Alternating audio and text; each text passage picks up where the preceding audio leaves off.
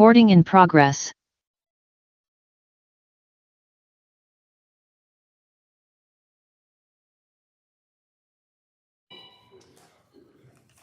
Sorry about that. Okay. Director King Meredith. Here. Director Study. Director Weiner.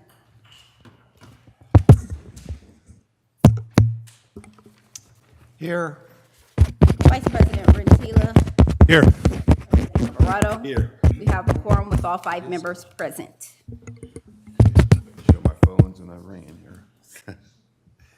Mr. President, Yes. I'm not getting any Mic, no sound. We'll check that out. yeah.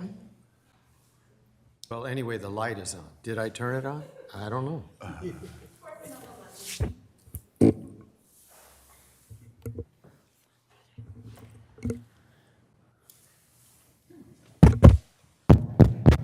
That one sounds like right. Buzzing. How's this? Is that good? I don't know. You're the sound person. How's possible?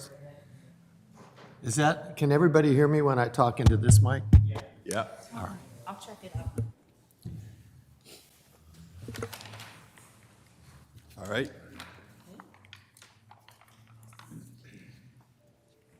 I'm going to ask Vice President Rentila to lead us in the Pledge of Allegiance. Can either stand or observe a moment of silence. I pledge allegiance to the flag of the United States of America and to the republic for which it stands, one nation, under God, indivisible, with liberty and justice for all. As soon as possible.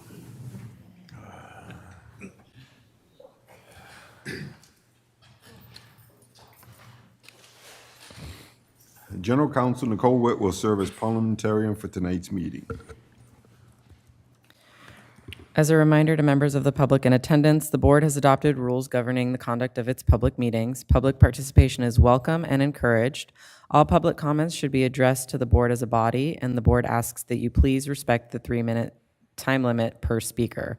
All persons attending board meetings shall observe the rules, any additional rules the board may establish, and the orders of the president with respect to the conduct of the meeting. No person may disrupt or disturb the board meeting. Disturbing, impeding, or otherwise preventing the orderly conduct of the board meeting could result in an individual's removal from the meeting. Thank you. Directors, before we begin tonight's agenda, I ask that you all be mindful of the board's rules of decorum, in particular to practice civility and decorum in discussions and debate. In order to preserve the order of this and every board meetings, directors will wait to speak until they are recognized and will restrict their comments to the motion or the agenda item under consideration. Thank you. Now it's time for public comments on items not on the agenda. Madam Clerk, have we received any public comments or requests to speak for tonight's meeting? We have not. If anyone wishes to speak on non-agenda items, please approach the podium or raise your hand in Zoom. Seeing none, we have no public comments. Thank you. I'm going to ask General Manager Clough to please lead us through the rest of the agenda. Thank you, Mr. President. The consent calendar consists of items 1 through 3 on the agenda. Madam Clerk, have we received any public comments or requests to speak on consent calendar items? We have not. If anyone wishes to speak on the consent calendar, please approach the podium or raise your hand in Zoom. Seeing none, we have no public comments. If there are no comments, we recommend the board approve consent calendar items 1 through 3. Okay, thank you. Are there any questions or comments from members of the board? Seeing none, I would ask for a motion and a second on approval of consent calendar items 1 through 3. So moved. Item's been moved. Can I have a second, please? I will second it. Thank you, Director King Meredith. The item's been moved and properly seconded. Can we, clerk, please take the roll? On the motion by Director Weiner and seconded by Director King Meredith to approve consent calendar as items 1 through 3, those in favor say aye. Aye. Aye. Say no. The motion passes 5-0. Thank you. Next on the agenda is regular calendar item number 4, to receive an update on grant funding opportunities for the North Richmond Shoreline Living Levee Project. Madam Clerk, have we received any public comments or requests to speak on this item? We have not. If anyone wishes to speak on item 4, please raise your hand in Zoom or approach the podium. Seeing none, we have no public comments. Thank you. Oh, if we could, yeah, here it comes. So I will start off briefly on this, and then Justin Lovell, our administrative services department head, will join me in the discussion. I think there's a couple of points that I wanted to make right from the beginning, and maybe we go to the next page. I won't make the very first one. And that is to thank the San Francisco Bay Restoration Authority for all of their support to date on this project. It was the report that you received last meeting, where we had our consulting team in here, and it was the grant of nearly $700,000 from the San Francisco Bay Restoration Authority that allowed us to get to 30% conceptual design, 5.6 miles of potential shoreline levee to protect our infrastructure between Wildcat and San Pablo Creeks, as well as the work that we did on the collaborative shoreline plan. Now, we titled this, not by accident, we refer to it as opportunities, because as we'll talk in a little bit more detail here, and Justin will run through a table that shows a few of the various grants we've received or ones that we're seeking, and what efforts we're putting in to try to generate the revenue, the funding that we're going to need eventually to build this. I think it's important for the board to understand right now that we have 0% of construction dollars identified or lined up for this project. There's all sorts of efforts that we're making to try to get there, but as of now, we don't. And it won't necessarily come to fruition until we get further along in the design and have a project that truly can be funded. We're going to need matching funds from the state. We're going to need to contribute some of our own funds. We'll be looking for funds, potentially some private-public partnership if we get into the an environmental education center, and these other public and community amenities or benefits that we refer to. There is no funding unless West County Wastewater intends to fund it ourselves, which we really can't do. There's a lot of different possibilities, though. There's a lot of different connections. And so the most important thing that we're focusing on is those collaborations and the work with our other partners, the Watershed Project, other nonprofits, other agencies, different community groups. And the more we can demonstrate a cohesive, collaborative organization of groups of an organization of, I don't know what the word is, a collaboration, we'll be more successful in attracting the funding, especially the state funding, which we're going to need to help augment this ultimately. We do anticipate on March the 22nd, the board meeting of the San Francisco Bay Restoration Authority. We have been informed by staff that they will be recommending to their board approval of an additional $1.85 million that will go toward further design and environmental review and various technical reports and investigations that will be required to continue the design process, primarily focused on phase 1, that section in front of our treatment plant, as well as to continue to participate and lead, as of now, the North Richmond Shoreline Collaborative Planning effort. We also, most recently, we got back from Washington, D.C. for the CASA D.C. Policy Forum and had an opportunity to meet with a number of our elected officials, as well as the Army Corps of Engineers. And this is the one grant that I'm going to talk about in a little bit of detail, and then I'm going to turn it over to Justin to sort of go through the variety of other options and things that we're currently working on. But the Army Corps of Engineers, if you recall, in 2022, we got an authorization of $45 million in the Water Resource Development Act funding. It's an authorization, not an appropriation. Much like, unless the board approves a budget and appropriates those dollars, we may have put it into the capital plan and said this project's $8 million and start a project, but if the board only appropriates in the budget $2 million, that's all we have to actually work with.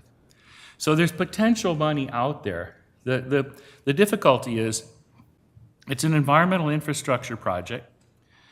There are hundreds of other agencies that also have authorizations dating back to 1992 in some cases. We have ours in there. We think we have a very competitive project. We think we presented our case well. We had an opportunity to meet with members, don't remember exact title, but essentially the deputy director over the Southwest region, which is Arizona, California, et cetera. The person within headquarters at the Army Corps of Engineers that can either stop our project at this stage or continue it on its way. So we had that meeting. Director Suddath joined us for that. Justin and I were there. Director Rentila was off holding the fort at the EPA meeting and bringing back information from that one. But what we need to do there is essentially we need to thread the needle, because it's not a congressional earmark.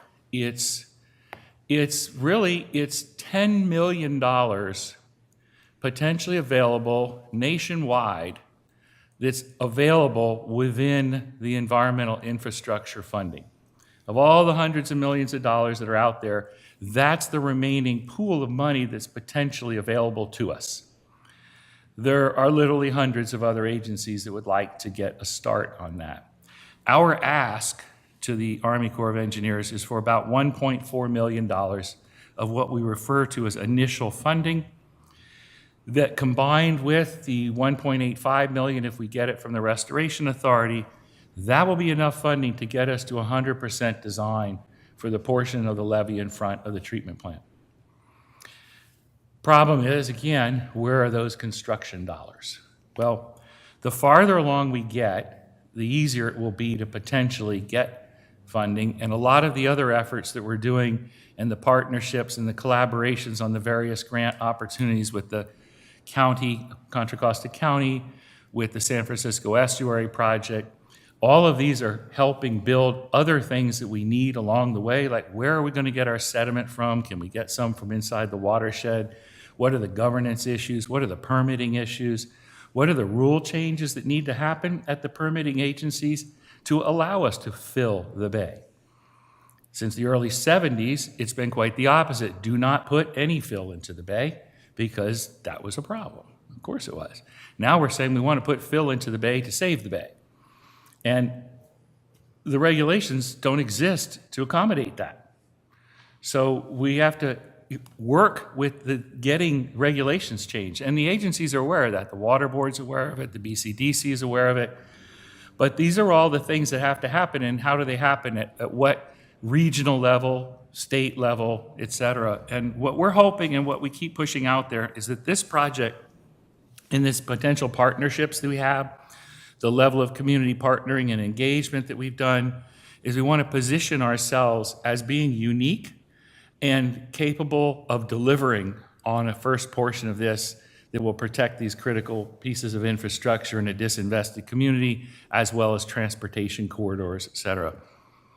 So with the Army Corps of Engineers, we are cautiously, I don't know, I'll be optimistic because I prefer that, so I'll say I'm cautiously optimistic that we will get initial funding. Essentially, we want about 14% of all of the available funds within that category nationwide, which is really a pretty big ask. But if we get that initial funding, now we're in the door. And the ability to reach and get to some of that other 45 million becomes feasible. because we have a new start, as they call it. We have a project with the Army Corps of Engineers. And we're really going to need some federal assistance and federal funding to build that. We would like the partnership with them. We need their hydrology experience. They'll end up hiring probably the same consultants that we could hire. So we could do it, but it gets way more complicated if we try to do something like that without the Corps of Engineers taking the lead on it. That's the goal. As far as the amenities and everything else, trail access, active transportation dollars we might be able to pull in, all of those would literally be on top of the Army Corps of Engineers work. And I literally mean on top of. What we want from the federal government is construction dollars and leadership, project management leadership as well, from the Corps of Engineers to actually construct that core part of the levee and the living levee upon which everything else can be built, all the other amenities, all the other attributes. But we have to have that structure. And the further we can get in that, then we become more attractive and more possibility of getting state dollars to help match some of this, as well as our own funds. When we were back in Washington, like I said, we met with congressional offices. Director Sudduth was incredibly helpful and instrumental in us being able to get access to each of these congressional offices, and very likely we will see 5 letters of support from both California senators, Representatives Swalwell, DeSalegn, and Garamendi, in support of our efforts to ask the Army Corps of Engineers to place this in their work plan. I'll stop there on the details of that because Justin can talk about the budgeting aspect, what just happened to Congress, I think, today. In passing the funding, that was part of that funding was the money for the Army Corps of Engineers. So now the clock starts. We got about 30 days to get the Corps of Engineers headquarters to put a line item in there that says $1.4 million in EI dollars to West County wastewater. We're hoping, but Justin's going to talk a little bit more. We can hold questions till the end, or if you have some, we're fine being interrupted. But he's going to... Why don't we wait to the end? Okay. And he's going to talk about a few more of the other efforts that we're doing. And we'll come back, certainly when we get news from the Restoration Authority. And I think what our plan here is, and this chart I was going to kind of speak to, I already have, but it just shows all the Army Corps, the NOAA, the National Oceanic and Atmospheric Administration. We have, for example, applied for a grant with the Coastal Conservancy, the state of California taking the lead on that grant, but we're in there identified as $4 million in a specific project, and that could be used for either design or construction. But even though it's the State Coastal Conservancy, the money would flow to us through them if we get it. It's federal dollars. So it wouldn't count as a match. If we got $5 million from the Army Corps of Engineers, we have to come up with our own match of dollars, and they cannot be other federal dollars. That's why I keep talking about the state, because that's where we're going to have to find some additional funding to help us with the match. And there are a couple of different sources there, but the timing-wise, with the funding that we expect to get later this month, by the time we contract and design, it's another 1.5 years or so that we'll be funded and busy and continuing to work on trying to get the construction dollars and funding for the other aspects. So that's the great news, that'll be able to continue. The difficult news is can we or can we not get that funding? And quite honestly, if we miss and the elections go in the way of Mr. Trump in the fall, it is very unlikely that we will be able to see or touch any of that $45 million authorization. This really is our opportunity, which is why, we were pessimistically advised by a number of the staff in some of the congressional offices that it can't happen, and our answer was, well, why not? So we're pushing. We're going to see. We can take no if it happens, but we're hoping we're going to see yes, and that will alter dramatically what steps we take next in how we continue to search for funding, because that supports the fact that there's a great likelihood that we could get federal construction dollars, which changes the complexion of our project and when we talk to state officials and start looking for dollars. If we don't have that, it just gets more difficult. It's not that it won't happen, but it gets more difficult and might take longer. But right now, we will be, I think, funded and will continue, and we want to sustain these partnerships because that's what's going to be able to get us there. We'll obviously cannot do it alone. So I'm going to stop because I could just keep on going with all the variables, but I won't. I'll turn it over to Justin so you can get it more succinctly. All right, thank you, Andrew. So Justin Lovell, Director of Administrative Services. Yeah, as Andrew kind of highlighted, this project is going to, is an opportunity for us as an organization to take the lead on doing sea level rise protection within the region. But to do that is taking partnerships and leveraging funds from multiple sources. So I just wanted to share kind of we're at the very beginning of this multi-year project. As the board has already appropriated $500,000 of our own funds as to move this project forward. We've, as you just wrapped up round 6, there are 30% design of that was presented at the last board meeting. As Andrew said, we're anticipating that this SF Bay Restoration Authority will award $1.85 million to continue to design work of the living levee. And some of the other partnerships that we've really been working on the last several years that have a lot of potential to advance this project through the design is with the San Francisco Bay Estuary Partnership. They're taking the lead on some federal funding. There's 2 different grant opportunities that it looks like they will be getting. They've submitted letters. One is with NOAA, which is CREST funding, which is a climate resiliency. I'm trying to blank on the whole piece, but it's all over. It's a grant that will touch all over the Bay Area. It's $75 million that they're working with, and it's going to be over multi-years. But within that grant application, they specifically spelled out the North Richmond living levee, and $4 million could go towards design and/or construction. So that's and that will be led by the San Francisco Bay Estuary Partnership. So that's one really positive note. The other one that we're working very closely with the Estuary Partnership on is an EPA grant, which is the Water Quality Improvement Fund. It's a corollary, kind of is an adjacent project that's going to improve the watershed around Wildcat Creek. But through that, we are offering a match from existing projects that we're already working on. And so we're working out the details with staff at the Estuary Partnership as well with the EPA to make sure we're meeting all the matching requirements. But the EPA they want to work with us, and we're able to, fortunately, we have projects that are already working on that we already have that we can leverage those funds towards other projects. And part of the Water Quality Improvement Fund, there will be doing some improvements along the creek, which will require dredging and taking out sediment. And so part of that is we could potentially get 40,000 cubic yards of sediment for a levee. And because we have land and related to the Clean and Green project, over the next, this grant's about a 7-year term, so it's quite a long grant. It's just barely going to be getting started this summer.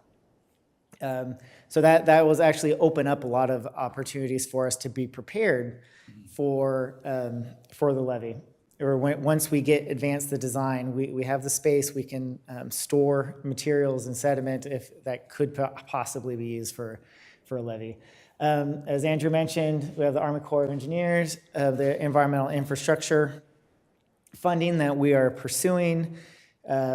The House of Representatives just approved the 6 appropriations packages that's going to the Senate, and so the Senate has a deadline of this Friday to approve those budgets for fiscal year 24. So the Congress is about 6 months behind their typical schedule. But if that does get approved this week, the Army Corps, we believe, has about 30 days to go and finalize their work plan and their budget. And so with all this, hopefully we get the support of our local congressmen and senators of California to support that. And if we can get a little sliver of money, that'll help us help us open up additional funds. And we do have there is a match requirement. So as part of those Army Corps funding, it is 25% match. And so if that ever happened, just so you're aware, this is what we would come back, to the board to appropriate additional funds, just moving this project forward. So there's a lot of pieces, a lot of moving pieces to make this work. But we're looking at, there's a potential of $8.7 million towards this project already. So I think this is just leveraging those partnerships that we've developed over the last several years to keep this project moving forward. The big question is construction, right? As this project, we just don't know where all of these funding sources are going to come from. But as we advance the design, we're going to look into additional opportunities. We really hope there'll be some state funds in the future, but we don't have a specific ask yet. The current estimates are 20 to 25 million, but for construction, but that's going to be refined as the design continues. And so it's just something we have to be aware of, that we just do not have a clear funding source to construct the project, but we think we can get there.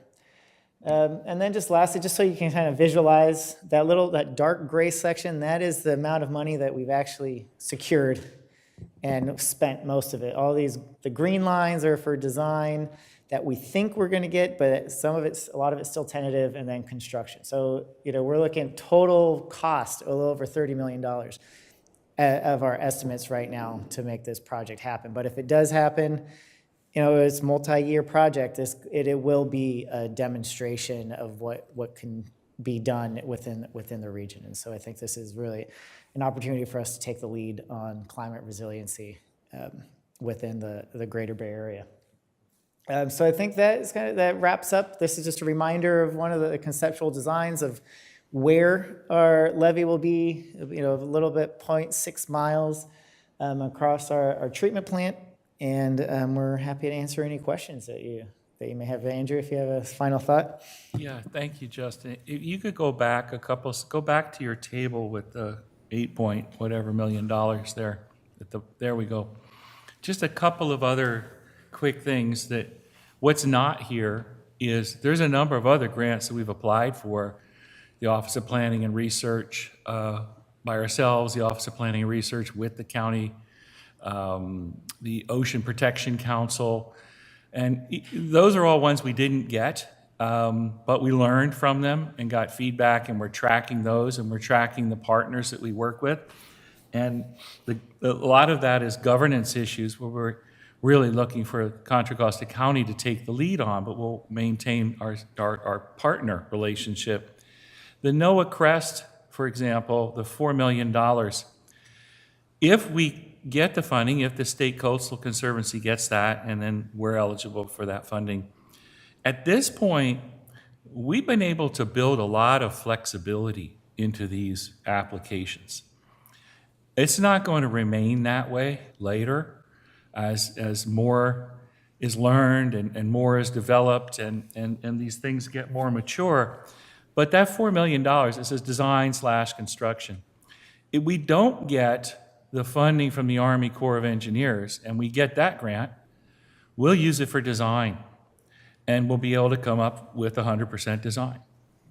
If we do get the funding from the Army Corps of Engineers, the additional $1.4 million, then probably all of that $4 million can go toward construction or some other aspect. And the grants have been written or the application, now we'll see if we get approved, et cetera, but we're hopeful that that one, much like the one with the Restoration Authority for $1.85 million, includes work on the Shoreline Collaborative Plan, but there's some flexibility built into these to allow us to make some changes to the scope if we get money from some of these other sources. And it's the state agencies that we're working with that are allowing that kind of flexibility because they recognize the importance in it because we don't know what's coming. We're trying to see a path through, but there's a lot of variables. The federal government, when we get money from the Army Corps, or it's surprising that we might, through the NOAA, have some funding flexibility there, will be far more stringent, much more restrictive on exactly what and how we can use it, the Buy America programs, all sorts of other restrictions, which we just come with the package, and they get more difficult to manage. The Water Quality Improvement Fund one, this is the last comment that I'll make, but the reason why I want to bring this one up is Justin's identified it there as a partner match.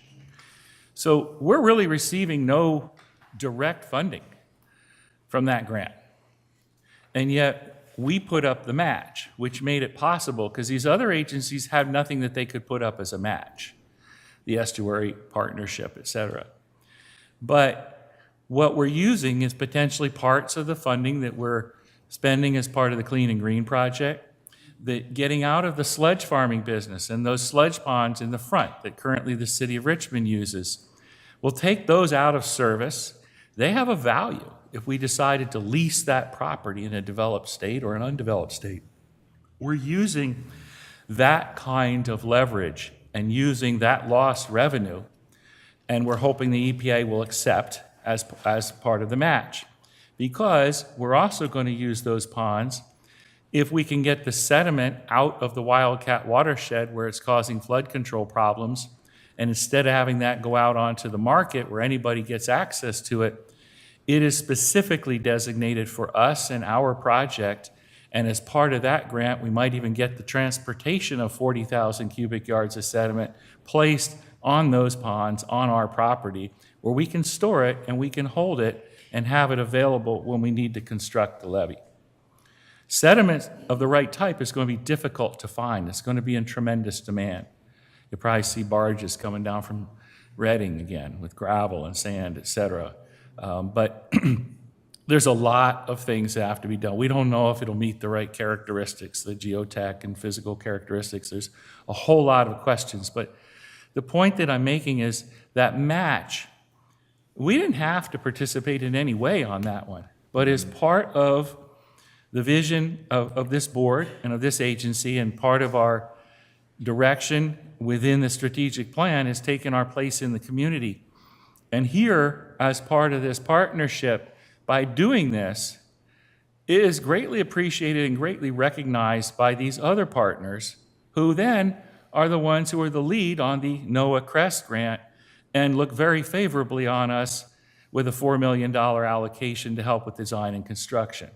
Because when and where we can help, we do. And that's recognized, and then that comes back to us in turn. And that's what is critical for us to sustain, is those relationships. And that's what's going to make us stronger and hopefully make us unique, and that we will attract the funding to be able to construct this sooner than many other places around the Bay. But that's the very hopeful and optimistic version. But it's possible. We're making tremendous progress, but there's a lot of work left to be done.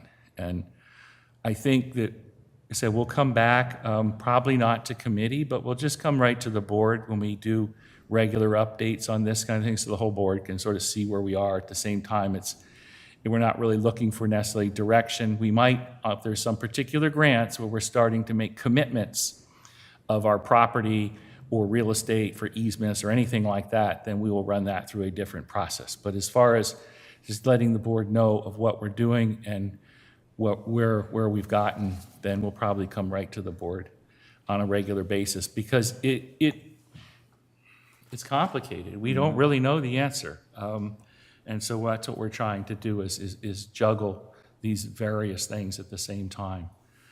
And I'll stop, because like I said, I could keep going, but it's been quite a process so far. All right, well, thank you so much. We're going to open it up to the board right now for comments or questions. Director Weiner. Oh, I'm over here. First of all, this is really exciting stuff that you've been talking about. I know it's all very iffy. On the other hand, I really appreciate the district's excitement and effort And I think I've been hearing a phrase lately, get caught trying, and I think you guys are getting caught trying, and it's really awesome. The other thing that came to mind while you were talking, Mr. Clow, was Rube Goldberg. Does everybody? No, nobody knows. Yes. But he knows. Sounds like a Rube Goldberg cartoon, and they all worked, but they were very funny looking, and that's what it sounds like. And really appreciate that. I did have a question out of all that praise. If the Army Corps of Engineers approves that fund, does that mean that then they also would grant us approval to proceed? Or is that a separate thing?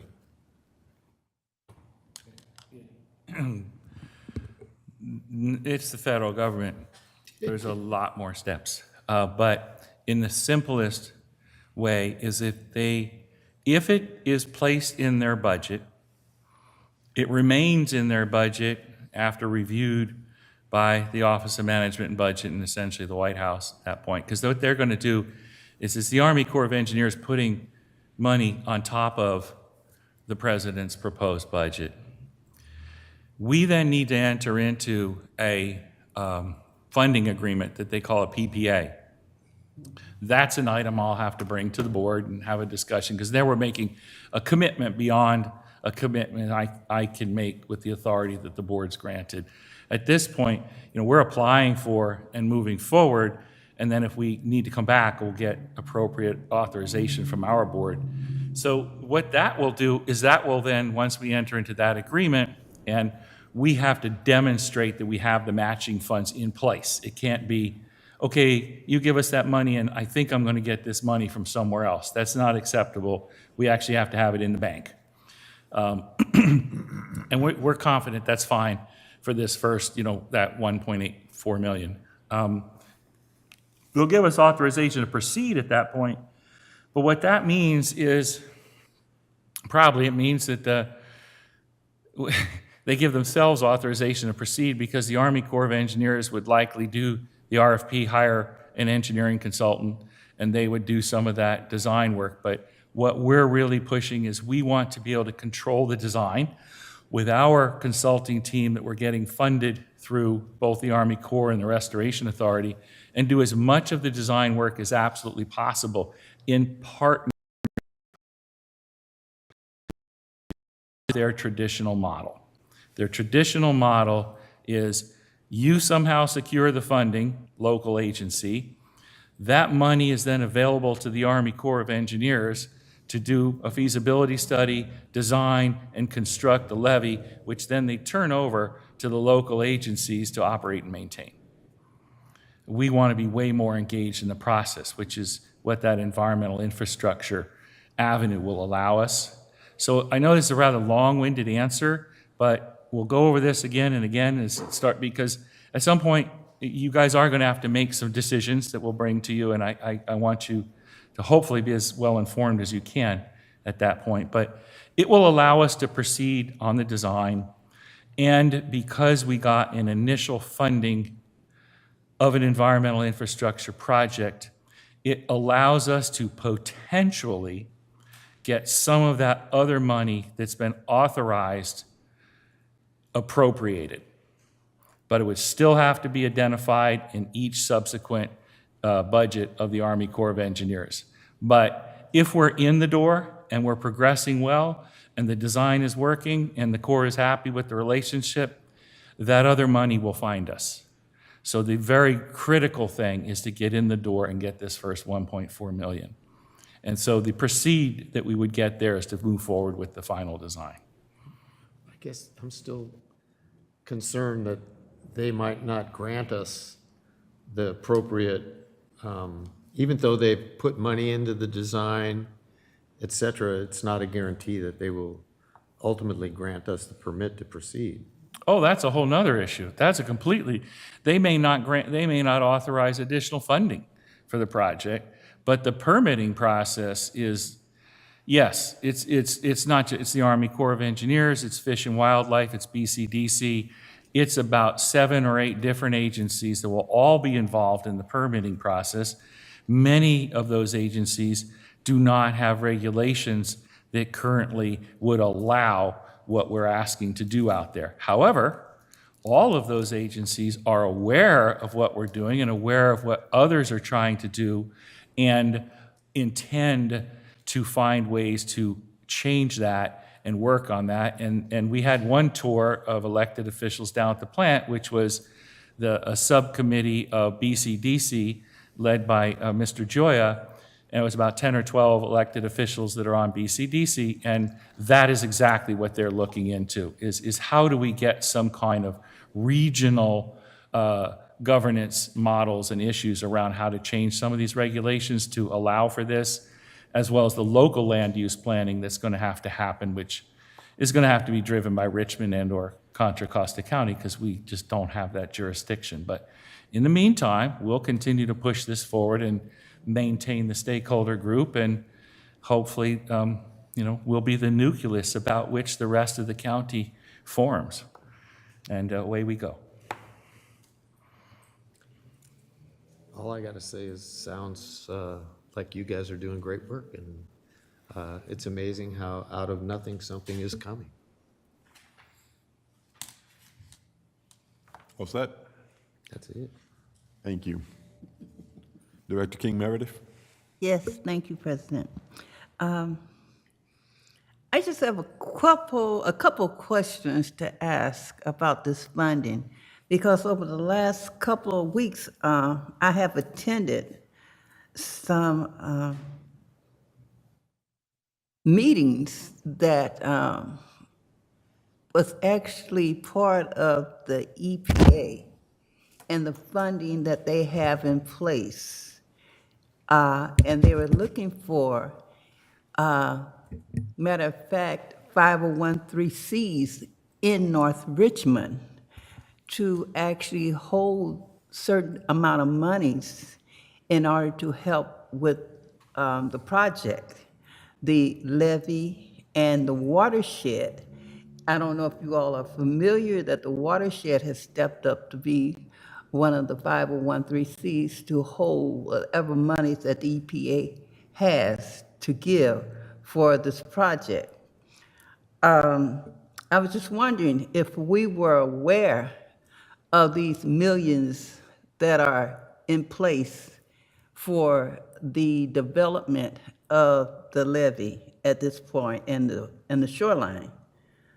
It was brought up last week in this meeting about the millions of dollars that they have, and they just want to have someone to spearhead and hold this money to continue with this not the construction per se, but monies that are very available for this project, part of this project. Are you all aware of that? Yes, and it depends at which phase of the project and for which particular activities within the project, and it depends on which other grants we actually receive.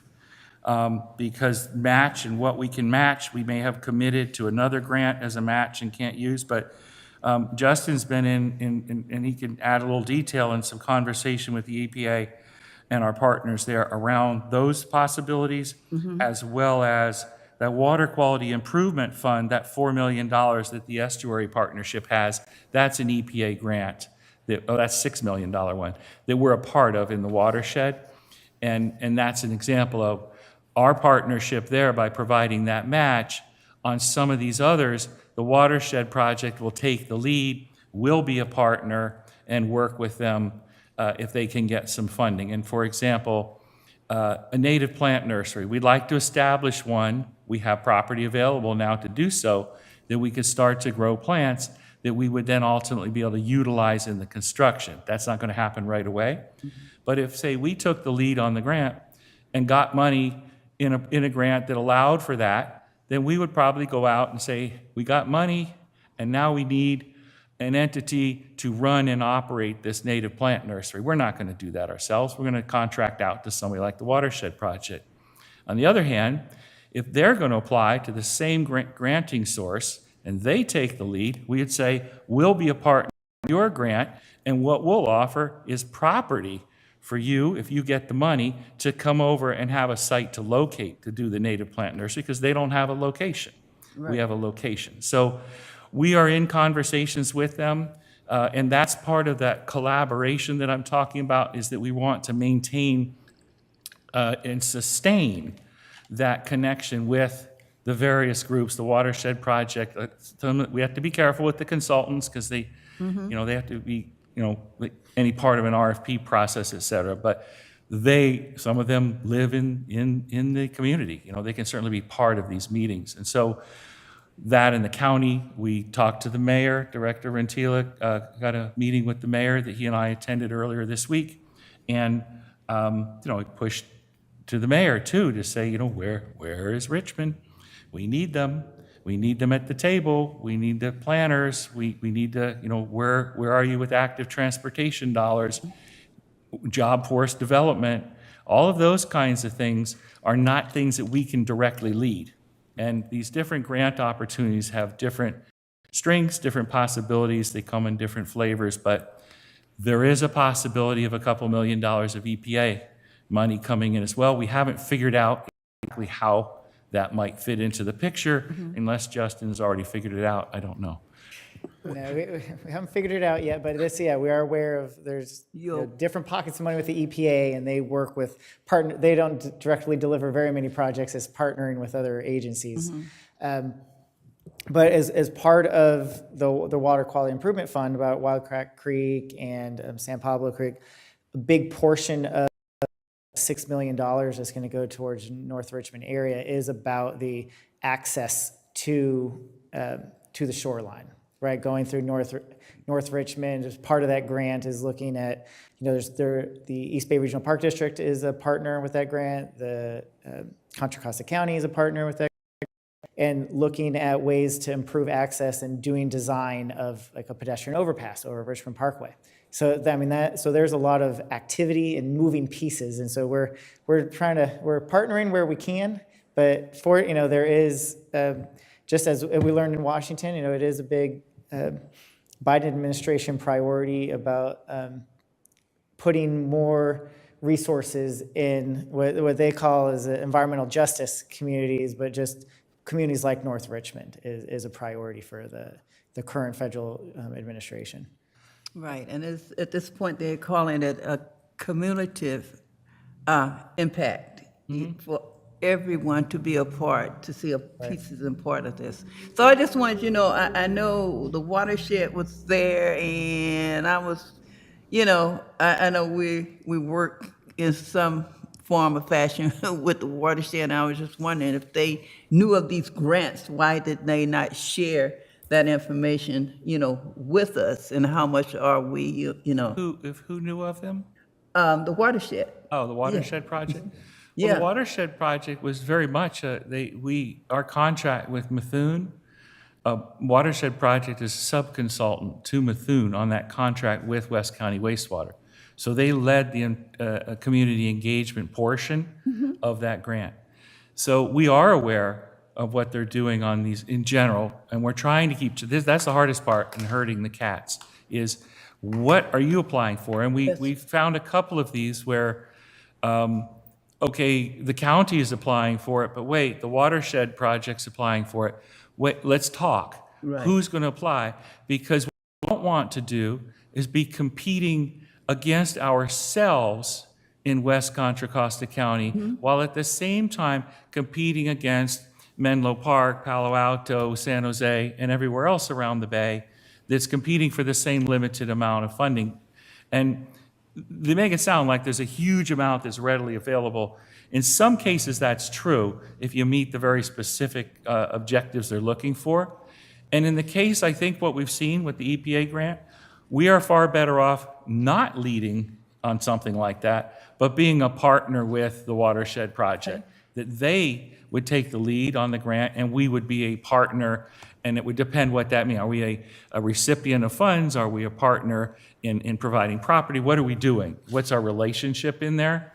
And we're also partnering with a number of them because the grants that they apply for and how they sustain their organizations, they're quite familiar with many of these agencies and how they write grants for those particular agencies. So we would participate and help and edit and add information, but they would take the lead on writing the grant, as opposed to the one with the Restoration Authority. We took the lead on that with help from other partners. So that's the way we're approaching it. Are we aware of all of them and what they're doing? No, we're trying, but it's the herding of cats. So when you hear things and you know about it, please bring it to our attention and we'll ask. But we just met with NAMA and we did it was, oh man, I don't know what, today's Wednesday, Monday afternoon. And we did a debrief with our consulting team and all of the watershed project staff. Basically, we gave the presentation that came here to the board to their own staff. So they saw what was going on. But we talked a little bit about the grant opportunities coming up as well.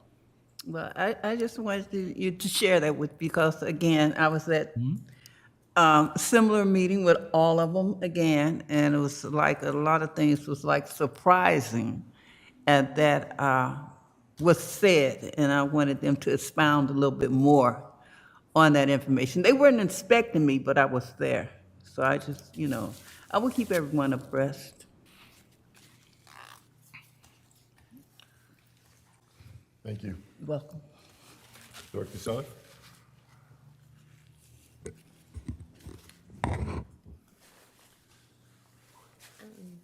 So,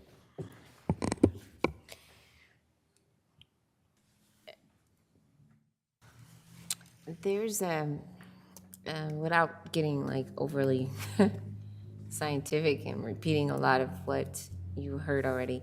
So there's a lot of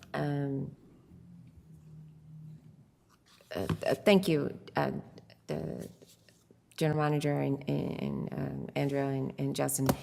There's a lot of moving pieces here, and so they're being quite modest in the work that they've been doing here. But there's a lot of moving pieces here, you guys, and there's a lot of work and background that you don't know is going on. There's a lot here. Some of you know I've been working on these a long time and still working on it.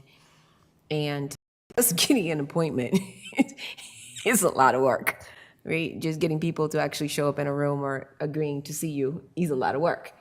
And getting them to listen to you is a lot of work. So I really wanted to speak to it from that level instead of rehashing what you've already heard.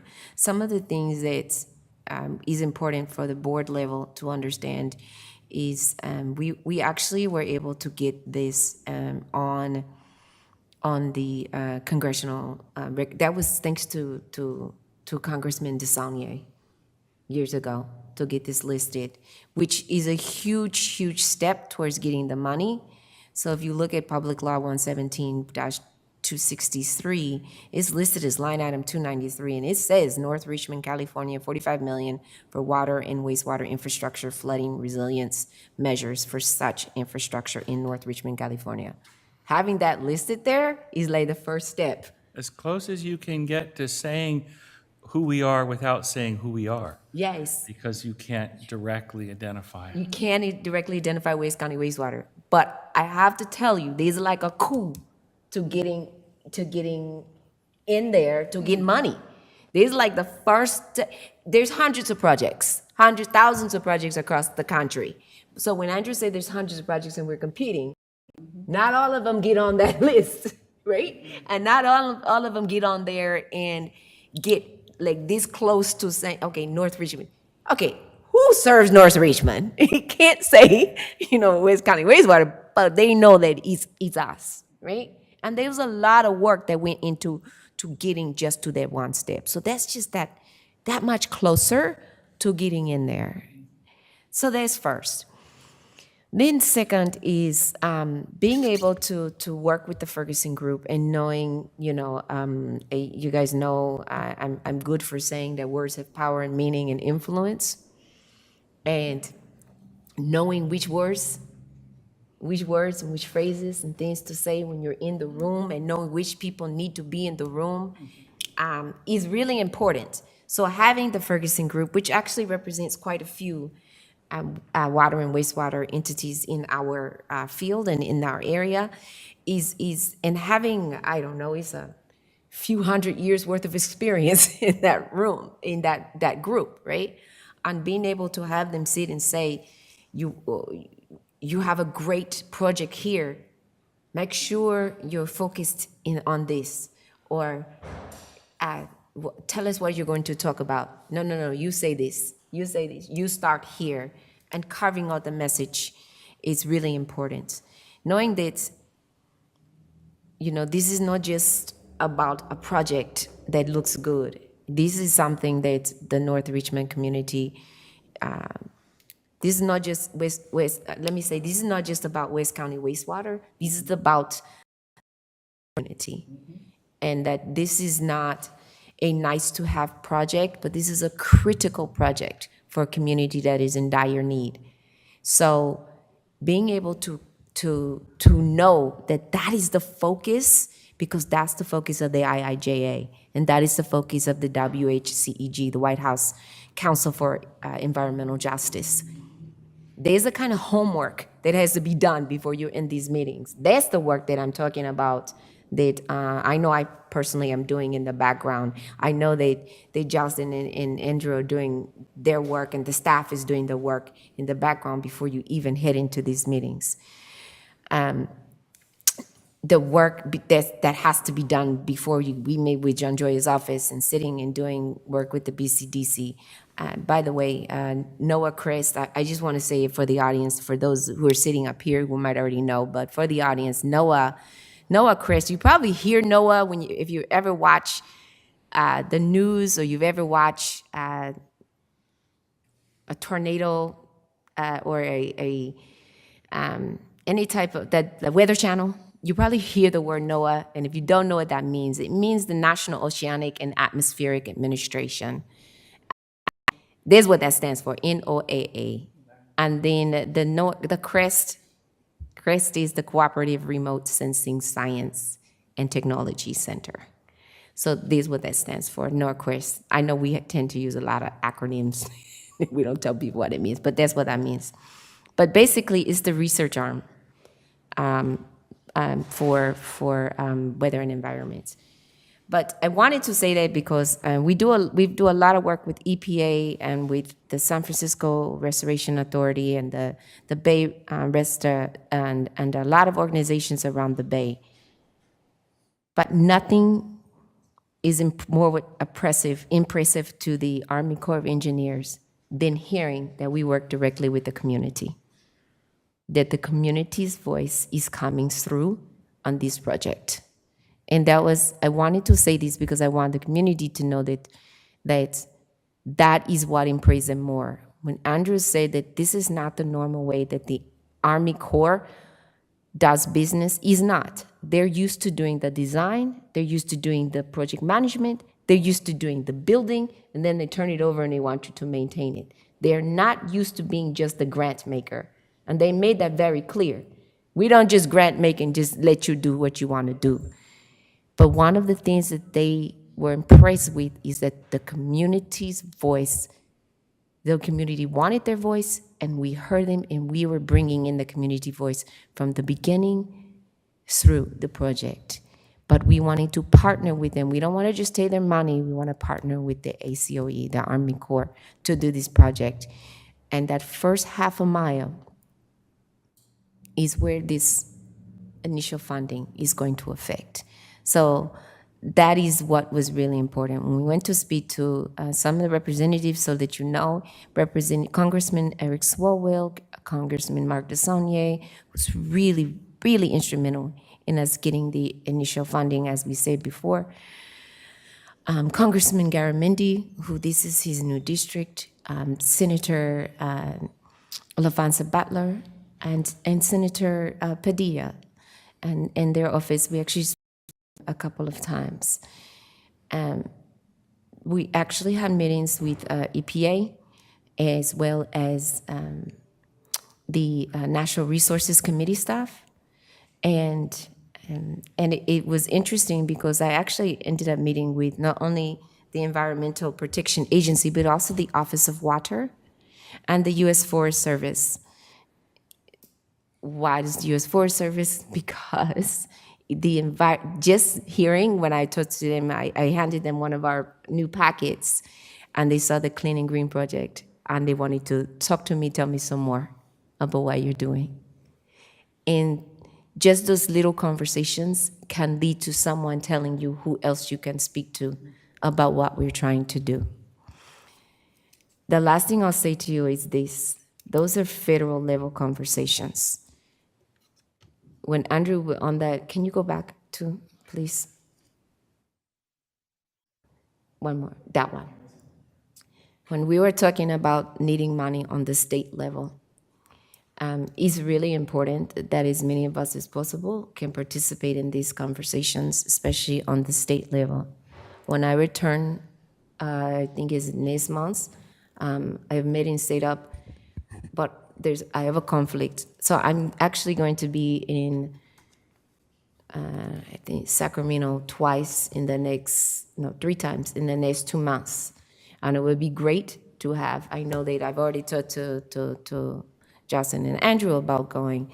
So if any director wants to go, I'd be willing to spend some time with you to go over some of, talking points and, how to do outreach or I don't like outreach, I like reach out, to speak to our state legislators on these issues. There's just a particular way you should talk to them. Again, words matter, and telling the story of the community matters rather than the story of what you want. I always leave the conversation with not only what we want from you, but what can we do to help you advance whatever it is you're doing. So it would be nice to have a team of other directors also doing this work. So it's not just me or these two doing it. And the last thing I'll say is it is effective. And Director King Meredith, coming from North Richmond, you and I have had this conversation before. It is there are times it is effective to have each of 5 of us should be trained to do this work. But I will admit to you that because of the neighborhood of North Richmond, and this is where you are going to be very key, Director King Meredith as well, the messenger is important. Right. The messenger is important. The neighborhood that you must represent, it just was very powerful and very effective, and even I hadn't realized how much of a profound effect it was going to have on the Army Corps of Engineers to not only have an elected official in the room, but to have someone who they saw as representative of the community, speaking about the community. And when they wanted to know about the community and what the dynamics are of the community, and having that representation there really does affect how they perceive the project, but the veracity of the conversation. So I think we need to make sure we're taking that into account when we're having these conversations, no matter what the subject is. So let's make sure that even if that means we're teaming up and having 2 of us and Andrew and Justin or anyone else, we can, and another staff member. But I do think that having those teams of people going in, we can have a profound impact not only on the federal level, but also on the state and local level, speaking at with the county supervisors and speaking with our assembly members and our state senators. But we have to get these matching funds. And that can come from our own coffers, but I do think we can get it on the state level. I've already reached out to Assemblywoman Buffy Wicks, and so I have some of those meetings set up. But I do have a conflict for the meeting in April 9th and 10th, so I'm just asking for someone to step up to go to the state meeting when we have in Aqua, and our Aqua Spring meeting, because this is important. And with that, I think that's most of my notes that does not repeat what you've been told. Oh, the only other thing on that particular subject, I'll tell you more about the conference on something else, was that, you know, we keep hearing this message about disadvantaged communities. And you probably know I don't like that word, because that puts the onus on the community itself that something's wrong with the community. But and you did hear both Andrew and Justin use the word, but you know, it's disinvested communities, right? They're underserved communities, because that puts the onus back on whoever is putting funding into the communities, or whoever is putting services into the community to do the work, so that the community is being served and the community is being invested in, rather than saying there's something that the community is not doing. Rather, it's the people who have what the community needs to be more proactive. So I would ask or implore that we try and use those type of terms when we are speaking about the community and the services that we want to provide to them. Other than that, we had some really good conversations, and we have some follow-up work that we need to do. That's it. Thank you. Thank you. Vice President Rentillo? Yeah, I want to thank my colleagues for all their hard work and dedication to this project. Again, this was started way before I came along, so I want to thank you guys for all your hard work and dedication. My questions are, we didn't really discuss the length, linear length of the project. I'm assuming it's 5 miles long? The whole The initial- project is 5 miles, but we're really focused on 0.67 mile, or a little 2/3 of a Right. mile. We have- That's in our plan, or our right of way that we as West County Wastewater own. Yeah. That's what we're really focused on when we say the living levee. There's a potential for a much larger project, but we're focusing right now on just that's a little over half-mile stretch. So for those people that'll be watching this meeting later on down the road on YouTube, can you tell them or tell us also how important this is for West County Wastewater in the event of flooding, and how important it is for the community in the event of sea level rise? So we have a better understanding. And this project, I'm understanding it as being a sort of a prototype. Yeah, this is, as we're in the middle of our Clean and Green project, which is investing $80 million in the infrastructure of our wastewater treatment plant, right? The biggest, really the biggest capital project that we've ever undertaken as an agency. And so this Living Levee project will provide protection with sea level rise, with over the long term as invest that to protect the infrastructure that we invested in. So there's a lot of other benefits that are going to go along with creating a levee that will protect our infrastructure, but that'll also protect, the North Richmond community. It'll provide some opportunity to keep Richmond Parkway open, so it wouldn't be inundated with flooding. If this project got expanded to there's even a greater benefit to the Richmond community, to the West Contra Costa community, if it became a 5-mile stretch of levee. But the immediate benefit is really our treatment plant. It also benefits the entire city of Richmond treatment plant. If we look at it holistically, because we're taking the sludge from city of Richmond, keeping our plant operating is also helping keep the city of Richmond plant operating. So that's an additional, we're looking at over 180,000 people that are going to be benefiting from this project. It's very much a strategic decision to have this be in phase 1, 1A, 1B, phase 2. The 5 miles of shoreline is a project that's going to continue forward on a parallel track. We will not be eligible for environmental infrastructure dollars for that section. That would have to follow a much more traditional pathway that would require a feasibility study conducted by the Army Corps of Engineers to determine it's even suitable to put into a work plan for funding to on down, much longer range project, a much higher amount of funding, and quite honestly, no current regulatory way to figure out how to proceed. Director Wiener asked about permitting. Permits are one thing to try to build a levee on property that we own and control. But now we're talking about numerous different private properties. Where can public dollars be spent to protect those private properties, and where is it not? What do they have to put in the game? Are there conservation easements?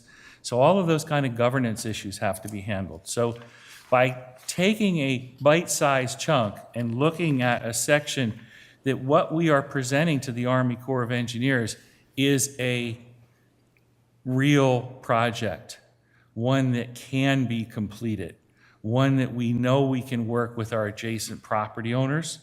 We have a lot of other issues, sediment, permitting, all these other things, but so many of those things are improved over what we see in the rest of the things. It's like any development. Do you have property control? Do you have entitlements?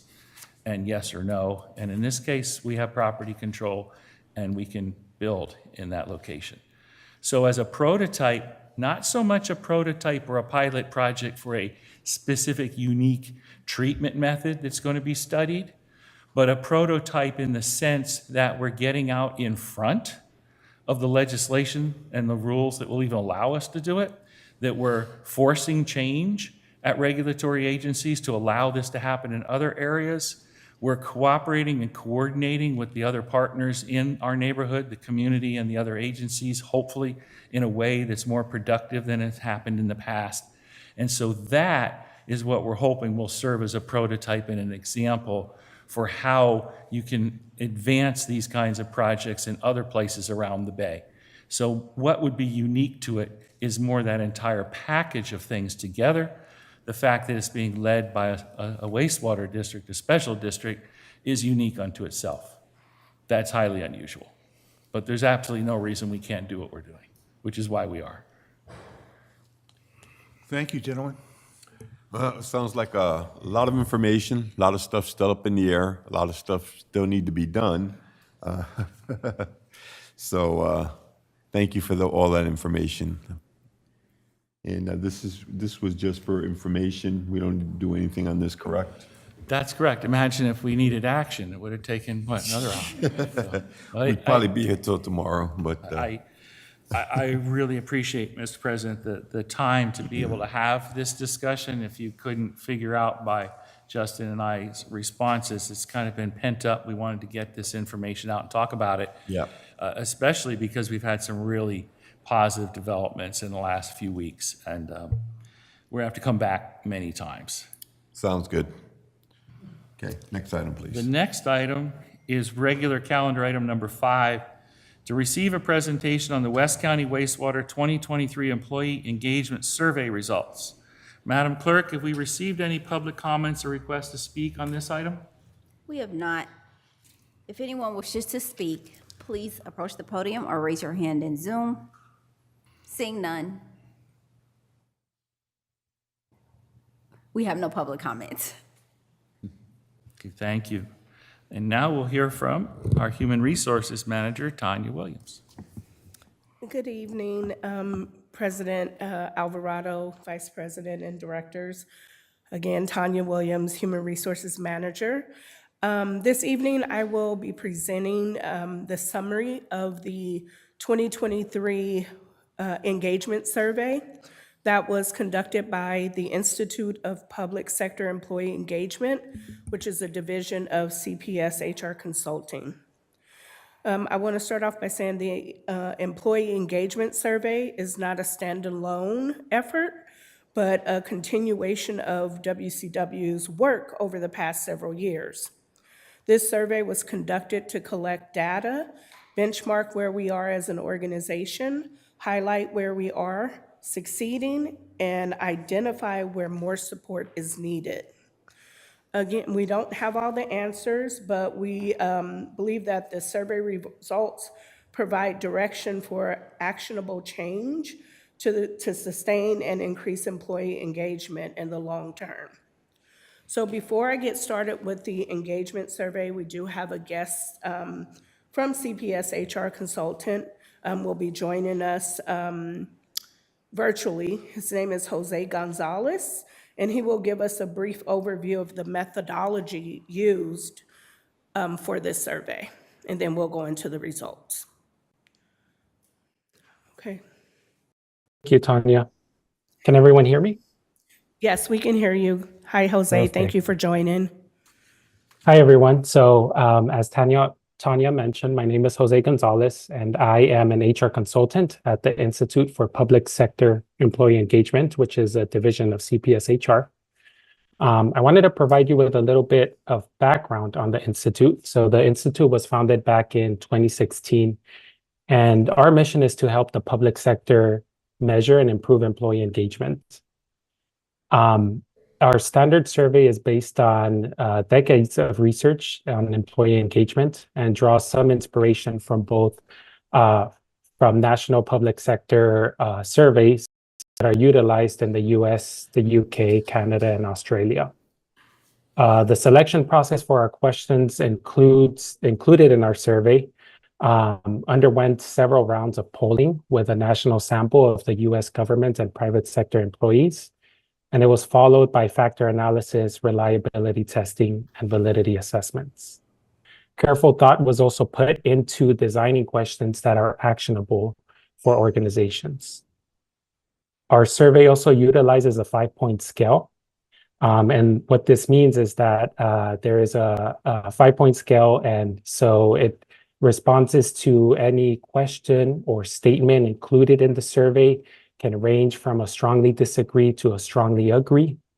And we also provide respondents the option to select neither agree or disagree. And another option is don't know or no basis to judge. Big focus on our results and our reports is a focus on percent positive scores. So that is the percentage of respondents that select either agree or strongly agree to the questions that we included in the survey. I'll be available at the end of the presentation. If you have any questions, I'm going to go ahead and hand it back over to Tanya. Thank you.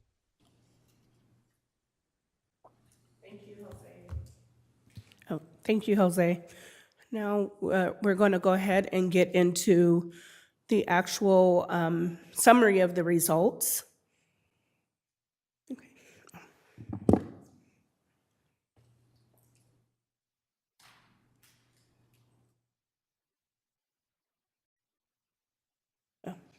Okay, so a little bit about the background. The survey was conducted by CPS HR Consultant.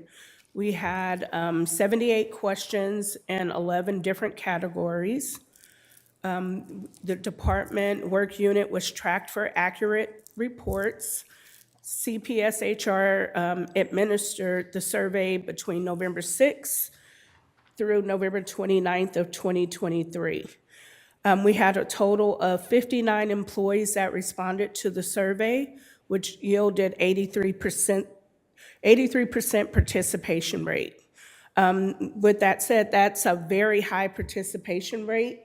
On average, there's about a 50% response rate. So West County Wastewater has done really well, and that shows the commitment that our employees have to building on the employee experience.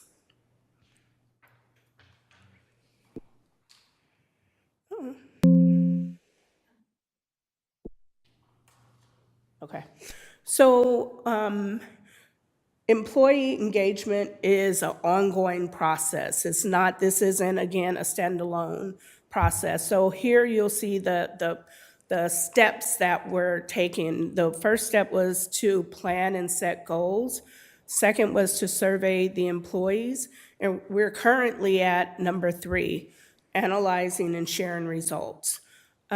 What we did is, prior to coming here to the board, once we received the results, we did hold 4 open houses with our staff. They were at various locations, different times. Employees were able to attend one of the sessions, and we shared the results with them at that time. The next 4th step is to take action. And then the 5th is to evaluate actions and sustain engagement. That means that it's a continual thing. It's not just we do this survey and we do nothing with it. We're going to continue to have talks with staff. We're going to actually have a all-hands open house where we're going to go over the results, a little deeper into the results, to kind of see what we can do to build on that engagement, see, what actions we can take based on these survey results. It keeps going. I'm holding it the wrong way, that's why. Holding it upside down. I'm like, why does it keep going backwards? So here's our response rates again. Overall, we had 59 employees that participated in the survey, again, 83% participation rate. And on this slide, it shows the breakdown where we had 91% in our infrastructure and planning department. We had a 88% participation rate in our administrative services department and 74% participation in our water quality and resource recovery department. Okay, so now we're going to move on to the levels of engagement. So during this survey, as I mentioned early on, there was 11 different categories, 78 questions. However, 6 questions out of those 78 specifically talked about engagement. You'll see on the right-hand side of the screen, the 6 questions, it was more of if employees felt that they would recommend our organization as a good place to work, if they were proud to tell others that they're a part of West County Wastewater, if they felt strong personal attachment to our organization, and then our organization inspires them to do the best in the job, and then that they feel comfortable being themselves at work. And then number 6 is, my organization motivates me to help achieve its mission. So those are the 6 engagement questions.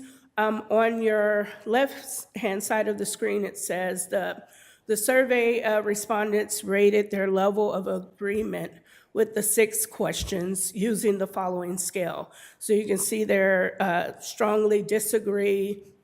Number 3, neither agree or disagree, strongly agree, and then they also had an option, do not know or no basis to judge. So based on those responses to the questions, then CPS calculated a mean engagement score for each employee. And there's a note there, while they do require at least the employees that participated in the survey to answer at least 4 of the 6 questions in order for it to be calculated into the score. You'll see further that one employee did not answer at least 4 questions, so the index will show that only 58 participated in this part of, was scored in this part of the survey. So when they calculate the percentages, you'll see highlighted in green, means that the employee was fully engaged. That means that they got a mean score of 4 out of the 6 questions. The gray is somewhat engaged, which a mean score of 3 or 4, and then not engaged, a mean score of 3 or below. And so I do want to, before I start with this slide, I do want to state we did do our survey in November, where CPS HR, the last survey that they did was in November of 2021. So this slide is going to show West County Wastewater's 2023 results. Because of the timing that the survey was completed, the scoring from the 2023 survey was not available. So on the sides where you see private sector, government benchmark, and local government benchmark, those were all 2021 results. Our results is still for 2023. And as you can see, we were a little under on the fully engaged based off of those 6 questions. We were a little higher with our those respondents at 41%, which was a little higher, which our staff was somewhat engaged, and then 17%, or a score of 17, which is not engaged. This is the 2023 results. What we were able to do is once they got their results in, they had already put all of our information into their database, but once they did the survey, the national survey in 2023, we asked them if they can run this so we can see where we are now as an agency compared to the current 2023 results. And so you'll see here, our engagement levels are a little high, are 1% higher than government benchmarks and local benchmarks, but we're a little under the private sector benchmark. And then we have the 41% at the somewhat engaged, and then 17 at the not engaged. Okay, so then we're going to move into the additional questions. The first set, again, was the engagement questions. Now we're going to move into some other data. So here is the highest scoring questions. Most of the employees who were surveyed, these are the questions that received above a 91% on the following questions. It had to do with they like the kind of work that they do. They believe that their job makes good use of their skills and abilities. I know what is expected of me on the job. I feel that I personally contribute to my organization's success. People on my team cooperate to get the job done. So on there, that lets me know that all of these, we're doing really well in this area. This is some of the areas that we're really succeeding, having over 91% out of those questions. It's telling me that our staff like what they do on a daily basis at their work. They believe that their skills and abilities here at West County Wastewater is made good use. And they know what their job is. That means that they're not only the job description, but they're getting the training and tools and resources that they need to be successful in their job. And then they have great teamwork amongst one another to get the job done that they need to do. So here we're going to, like the highest scoring, we have some of the lowest scoring, but I still want to show that it's still a positive. We still have over 50% responses in a positive on these questions. It is safe to challenge the way things are done in my organization. Senior leaders value ideals from employees. I feel that my pay adequately reflects my performance. Although that we're over 56% average, I think that we still have some work to do in these areas here. So now we're going to talk about the largest positive gaps, where questions where employees were more positive than the local government benchmarks. The gap is the percentage point difference on positive responses from other local government benchmarks. And you can see here in the last, under the gap, we're 23% above in training and development activities. They have completed while working for West County Wastewater, has been helpful in the development of their career. That goes towards retention, making sure that our employees have the tools that they need to be successful on their job. Training and the development activities they have completed in the past 12 months have helped them to improve their performance. Again, all the tools and things that we're doing to keep our workforce trained and developed and to stay with us as an agency. They feel encouraged to learn from their mistakes. We're all human, we make mistakes. You know, they feel that, you know, if they make the mistake, that we support them in, you know, overcoming those mistakes. I feel encouraged to come up with new and better ways of doing things, the innovation there, being able to think outside of the box and bring new ideas to leadership, their managers, supervisors. And then again, we have questions where employees were less positive than the local government benchmarks. Again, the gap is a percentage point difference on positive responses from local government benchmarks. Here, you can see we're in the negative in the gap. Another area for opportunity for us to improve on some of the questions. My organization is successful at accomplishing its core values. We have been really being very proactive in reviewing our core values. In last spring, we had an all-hands meeting just to go over the core values, to reintroduce, and we've been doing a lot of working together as a team, as an organization, to instill and come up with ideas what that looks like for us as an agency. They trust their organization to treat everyone fairly. And then I feel comfortable being myself at work. So now we're going to move into the section of diversity, equity, inclusion / discrimination. The question was, have you personally experienced discrimination at work in the past year? The government benchmark was at 11% that stated yes. West County is 10 that stated yes, 75% stated no, and 15 preferred not to say. When we look at this, we can see that the 15% can go either way. We want to kind of have more conversations on this DEI, and hopefully when we get our diversity, equity, inclusion program up and running, we'll be able to get some of the input through some of the focus groups, the one-on-ones, and additional surveys. The next part is bullying and harassment. Have you personally experienced bullying or harassment at work in the past year? Benchmark at West County, we had 12% that stated yes, and 74% that stated no.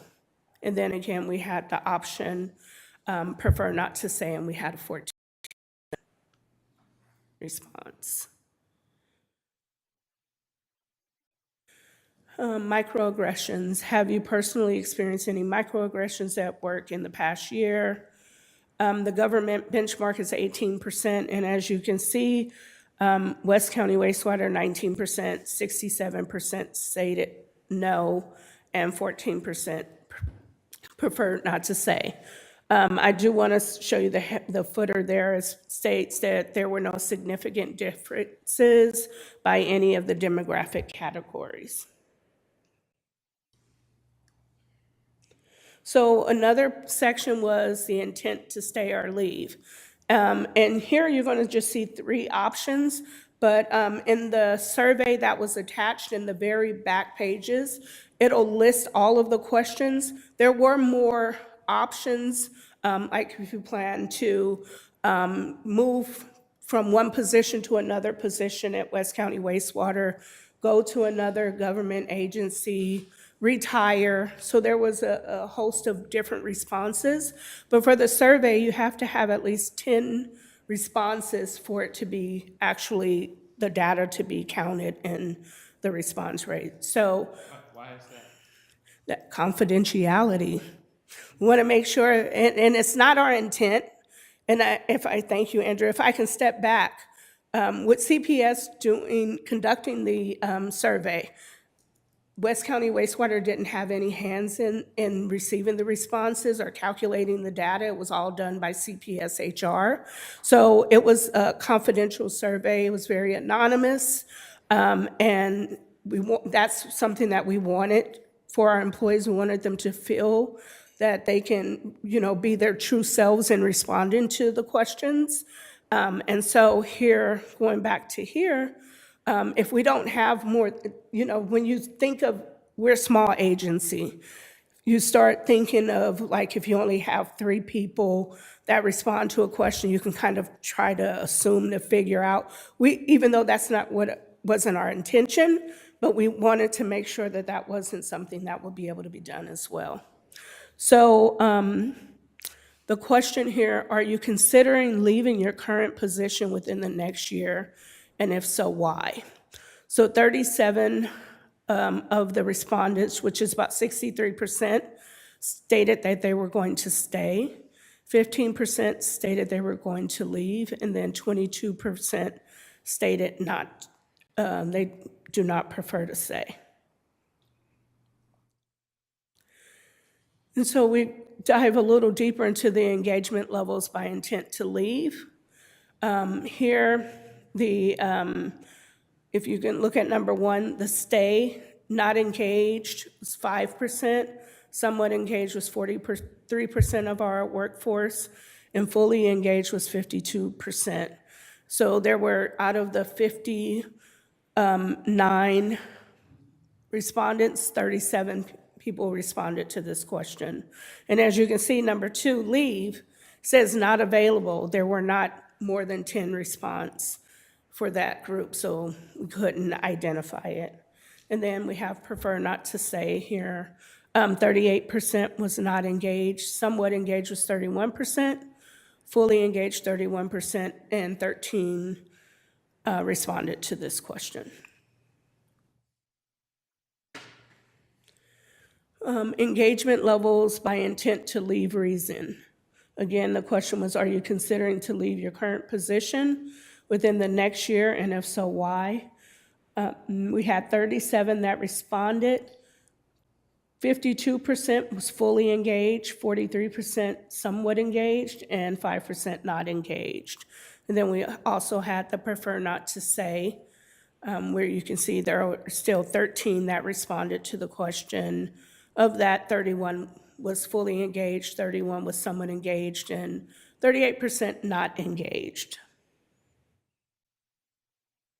So now we're going to move on to the results by demographic segment. And then I want to say again, in this segment, if we didn't have overwhelming over 10, but it looks like in this one we did. There were, and you can look in the back of the survey, there were other, besides male, female, and prefer not to say, there were other options that could have been chosen as well. And so on number 1, the male, there were 23 that responded, 48% were fully engaged, 39% somewhat engaged, and 13% not engaged. And then here, female, we had 16. And we had, our engagement was 62%, somewhat engaged 38%, and then none of the females categorized in the not engaged. And then we had prefer not to say, which was 19 that responded, 16% fully engaged, 47 somewhat engaged, and 37 not engaged.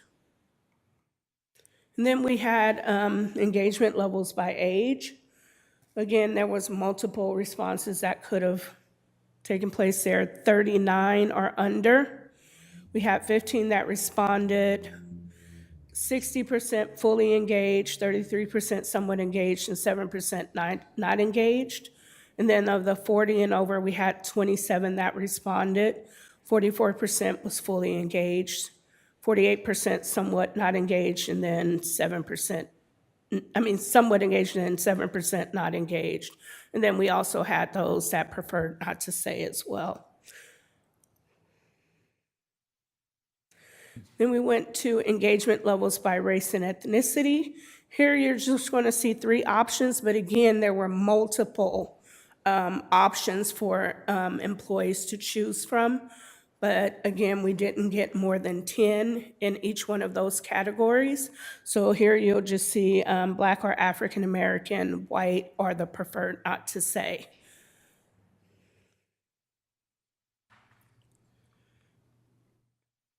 And then engagement levels by tenure, at least 1 year, but no more than 3 years.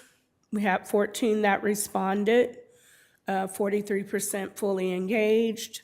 And then we have prefer not to say 18, 28% fully engaged.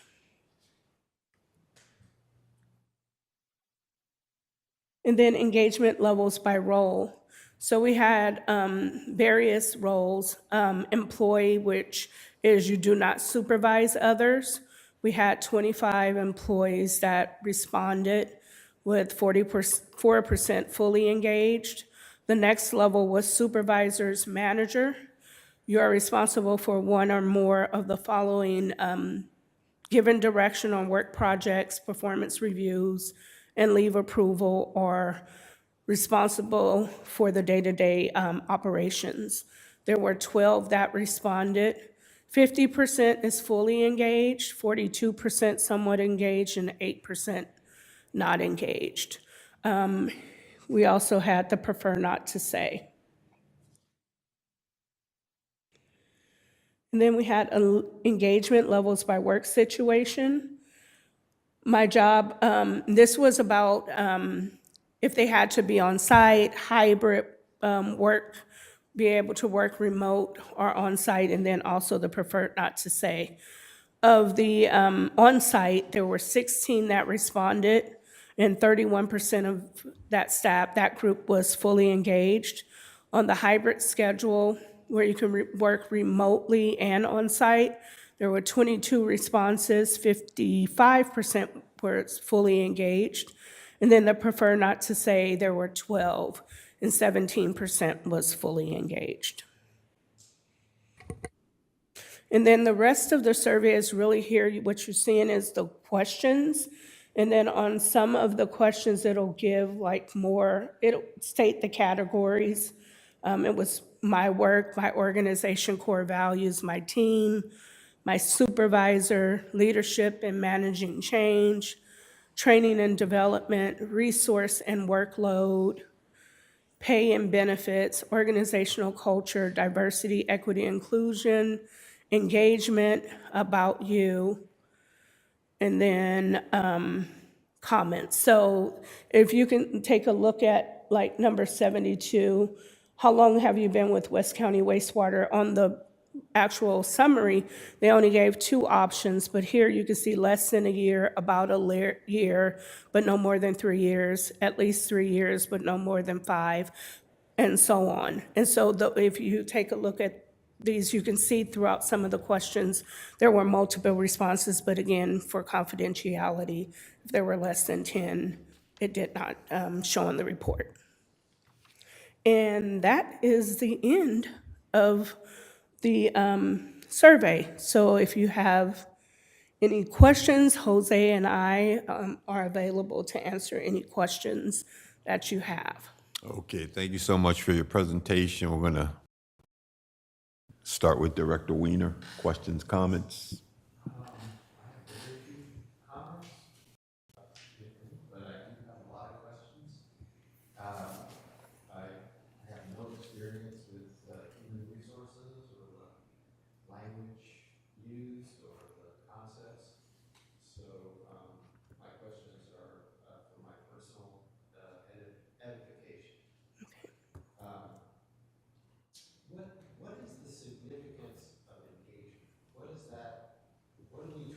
What are you trying to tease out from all of the questions by those 6 questions, and then comparing everything to those 6 questions? What is the ideal? The ideal is for us to see where we are. How do our employees feel about working for West County Wastewater? With having that engagement, we want an engaged workforce. We want people to feel like they belong to West County Wastewater, that they're here making a difference in our organization. Their contributions matter. Likewise, we want to make sure that employees have the resources and tools that they need. So for us, the engagement piece of of it is we want employees to have open dialogue, the conversations with us. So in order for us to know or to gather that information, we have to see where we are right now as an agency. So that's basically what we're doing, is collecting data to see where we need to work on areas of improvement. It's going to help with our strategic goal of hiring, retaining, providing, being able to go out and get talented staff to come in and join West County Wastewater, along with making sure that our employees have the tools that they need so that they will stay with us. So that's what the ultimate goal is, to build trust. It's really a relationship. Most of the times you think of like job satisfaction, those are some of the things coming in. You know your pay, you know what you're going to be doing at the work. You expect all of that coming into the organization, but what do we do to keep employees in our organization and have to have that level of engagement? So engagement is related to retention. Yeah, it's related to retention. Yes, it is. That's the relationship you're trying to say. Yes. And you can tell whether you're going to retain by how much engagement. That's one of the parts of it, yes. There's a lot of information in a survey like this that's contradictory or missing. It gives us a benchmark. The one thing that it does, and it highlights engagement, is engagement by itself. If you have a disengaged workforce, you don't have one that's working together towards a common goal, and you have a less efficient and effective workforce. So it's a measure that through these types of surveys, we are able to tease something out of and has a lot of meaning. So engagement level, a greater engagement level generally results in greater, more positive results throughout an organization. That's one measure that's sort of universal. And we want to see where we are, and we don't know exactly what will work and what will help, but that's what we're going to discuss with staff as well. The one comment I'll make here is further, I know when Tanya got to the comment section, there were a lot of individual comments that staff made. They asked, do you want to make any other comments? And they could write in a comment. We didn't include that in this presentation, nor did we include that in the presentation to the 4 open houses we had with staff.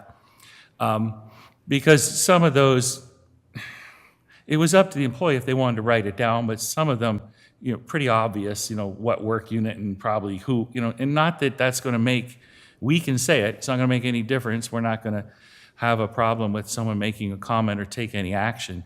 But we will release all of that. We're going to have an all-hands meeting, and we'll bring all those comments out at the all-hands meeting, so staff gets a chance to see them all at the same time, rather than different people getting them. And then eventually, obviously, the board will see it after it gets to staff if you wanted to. But those comments, they don't tell us as much of a macro pattern. They're an individual's comments about a specific experience. So what we're looking for is how do those help inform us, but these macro measures that hopefully we can find and track over time. As we build a database and we take a look year to year, we can start to look for some trends and patterns. We can't really look for a pattern in one data set right now, but we have to start somewhere. And what are the surveyors, the people who created the survey, how much bias comes with the employee trying to appear to be a good employee? In other words, I'm taking this survey, am I personally coming up with a strategy that makes me look good? Is that correct for questions, or is that even considered? Well, we don't, the employee has the right to put what they want on the survey, respond. But we are looking for trends to be able to make adjustments as we go along. But as far as that, I don't know. There's going to be subjectivity in everything. So I don't know what the intent would be for the employee not to be truthful. There was one response on there that they preferred not to answer. So I don't want to assume what their intent was when they were responding to the survey.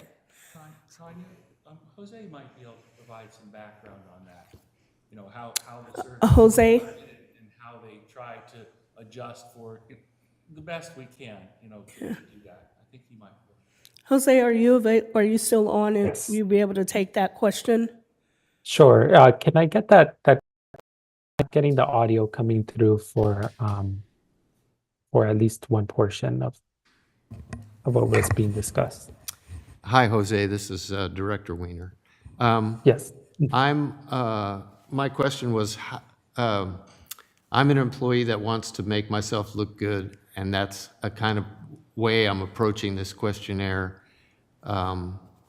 Do you ask questions to kind of thwart that kind of bias in their answering of the questions?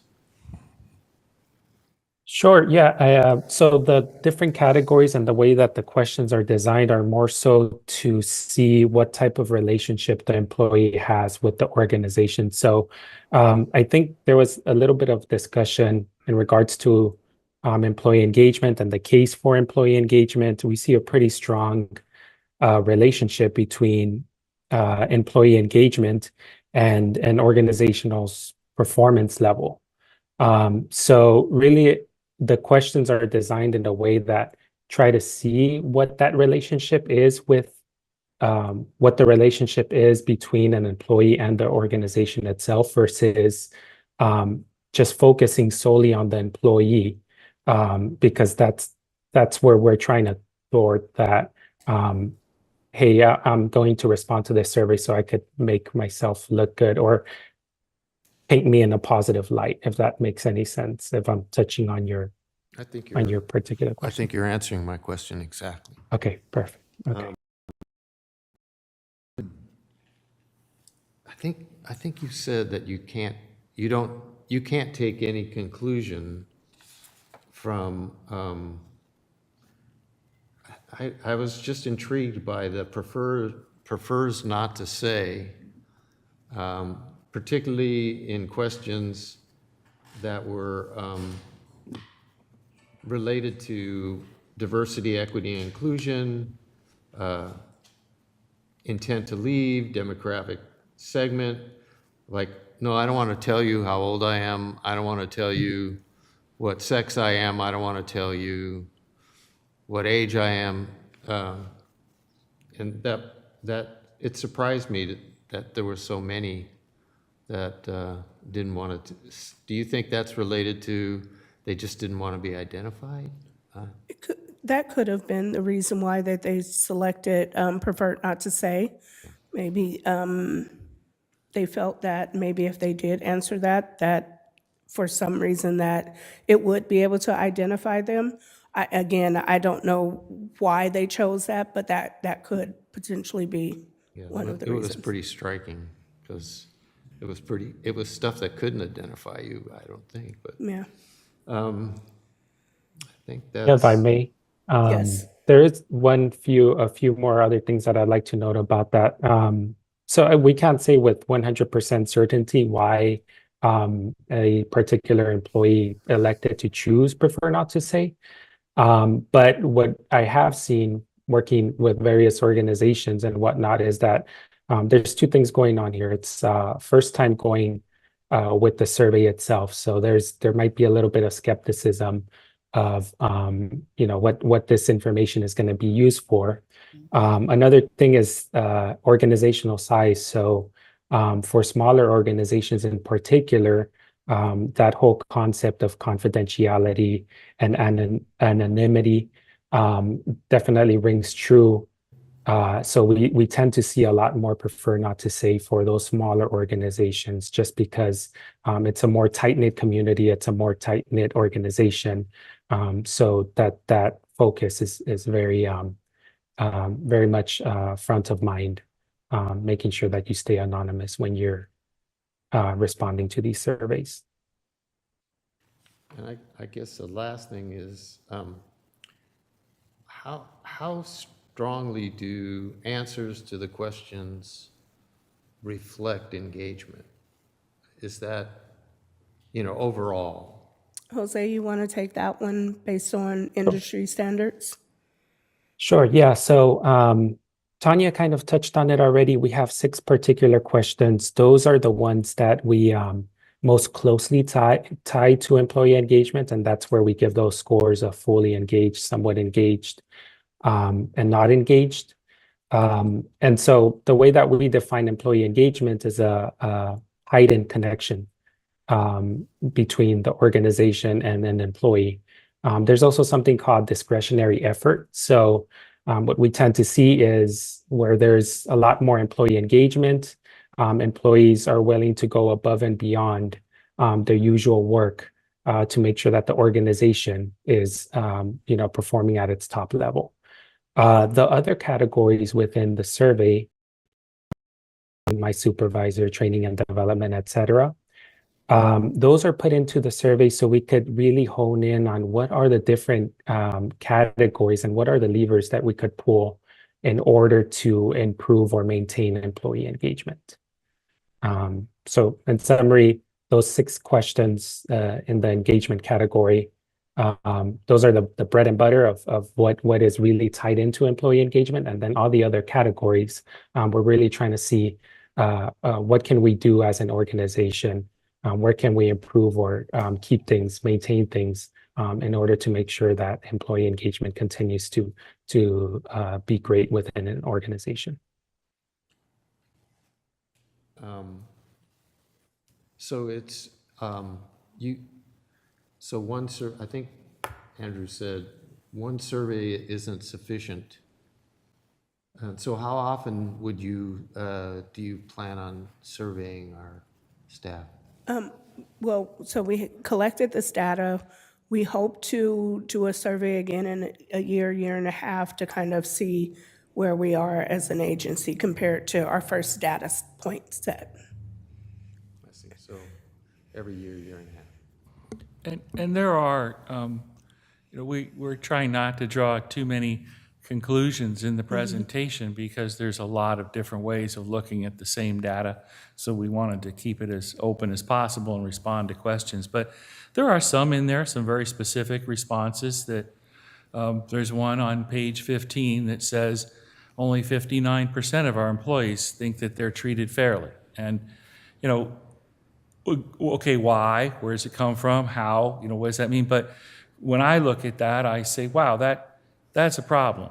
I don't like that. We need to do something about that. Now, what we do and how we change that, I don't know, but that's troubling to me. So there's things like that we can see in there that all of us will see to some degree, something that stands out, and that's what we're talking about, is trying to respond to it in a more macro way.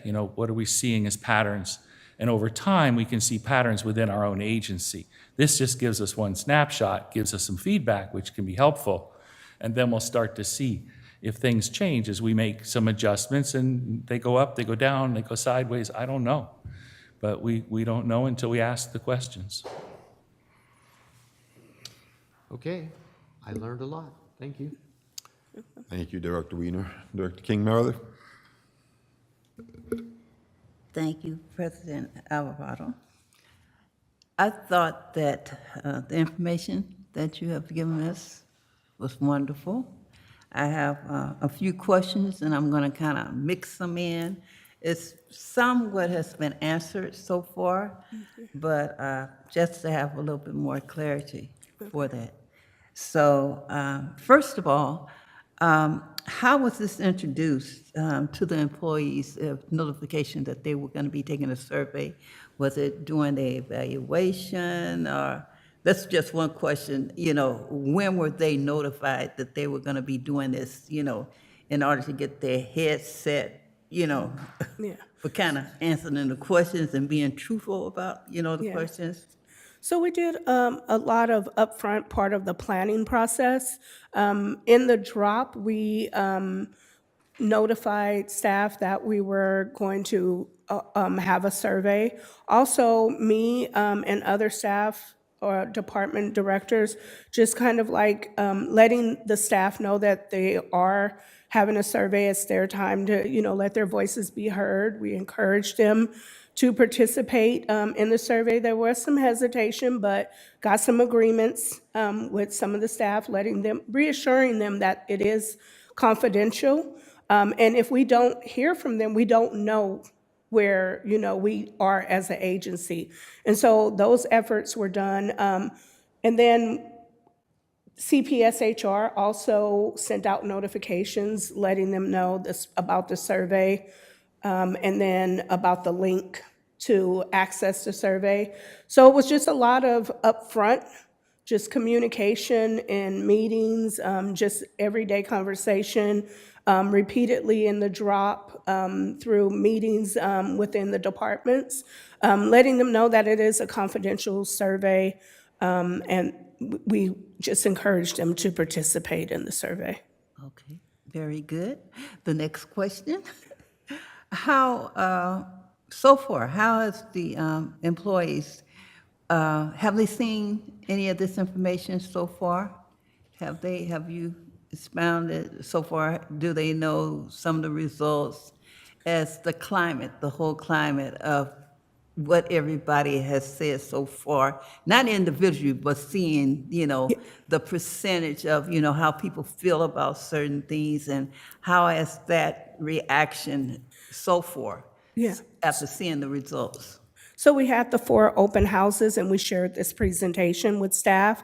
We went a little more in depth, line by line, and letting staff know that we're sharing the information now. Our plan is to have an all hands open house where we can dig a little deeper into the survey results and have more conversations on the survey and some of the things that potentially they may assist us with in creating action plans to get to the root of some of the not the issues, I'm not going to say they're issues, some of the challenges that we face where we need a little more support. So I think from my perspective, and I can only go by my perspective, I believe that it was received well. Some did have their opinions during, but I think it was positive self-reflection. And so I'm just looking forward to having those additional conversations when we all gather at one location, and we can have those. And then we'll do some little breakouts into smaller groups and have discussions as well. Okay. So I don't know, Andrew, if you have something you wanted to add? Well, also last meeting, we were here talking about the DEIB consultant, and part of that is they're going to be doing some assessments of the workforce and asking questions through various work groups, including talking to members of the board. So that information, as well as this survey, it's asking the questions and trying to find out what's going on within the organization in as many different ways as we can, to aggregate all of that information and see if we can learn from it and what adjustments we can make as an organization. Okay.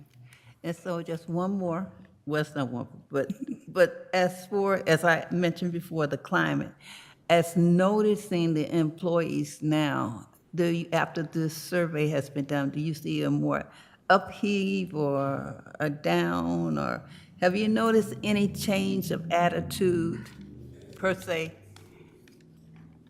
throughout the departments at this point? You haven't seen, sometimes just from my experience, when you do surveys with your employees, you could see if it dampened their spirits or if it gave them more motivation to do what they need to do. Have you seen more excitement?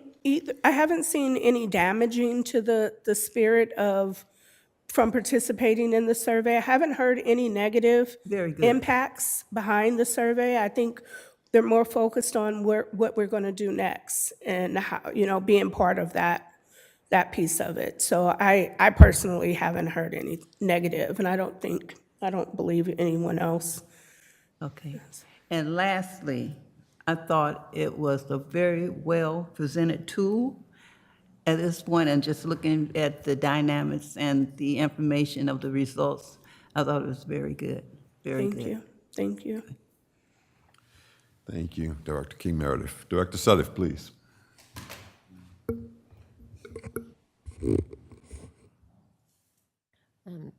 Thank you. I've been looking forward to seeing these results because I do read the drop, and I knew it was coming. So, thank you. I don't have a couple of questions. I have quite a few. So, and I actually have some questions that you likely don't have an answer to, and neither do Jose, because my questions are more action items that I'm just looking forward to finding out what the answers are going to be later from all of you all. So if you don't know the answer, that's quite okay, because I honestly don't expect for you to know the answer. But after looking at these results, here are some of my questions for not just you, but Justin and General Manager Chloe.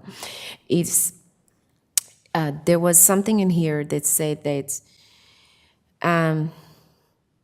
ideas not valued by senior leaders.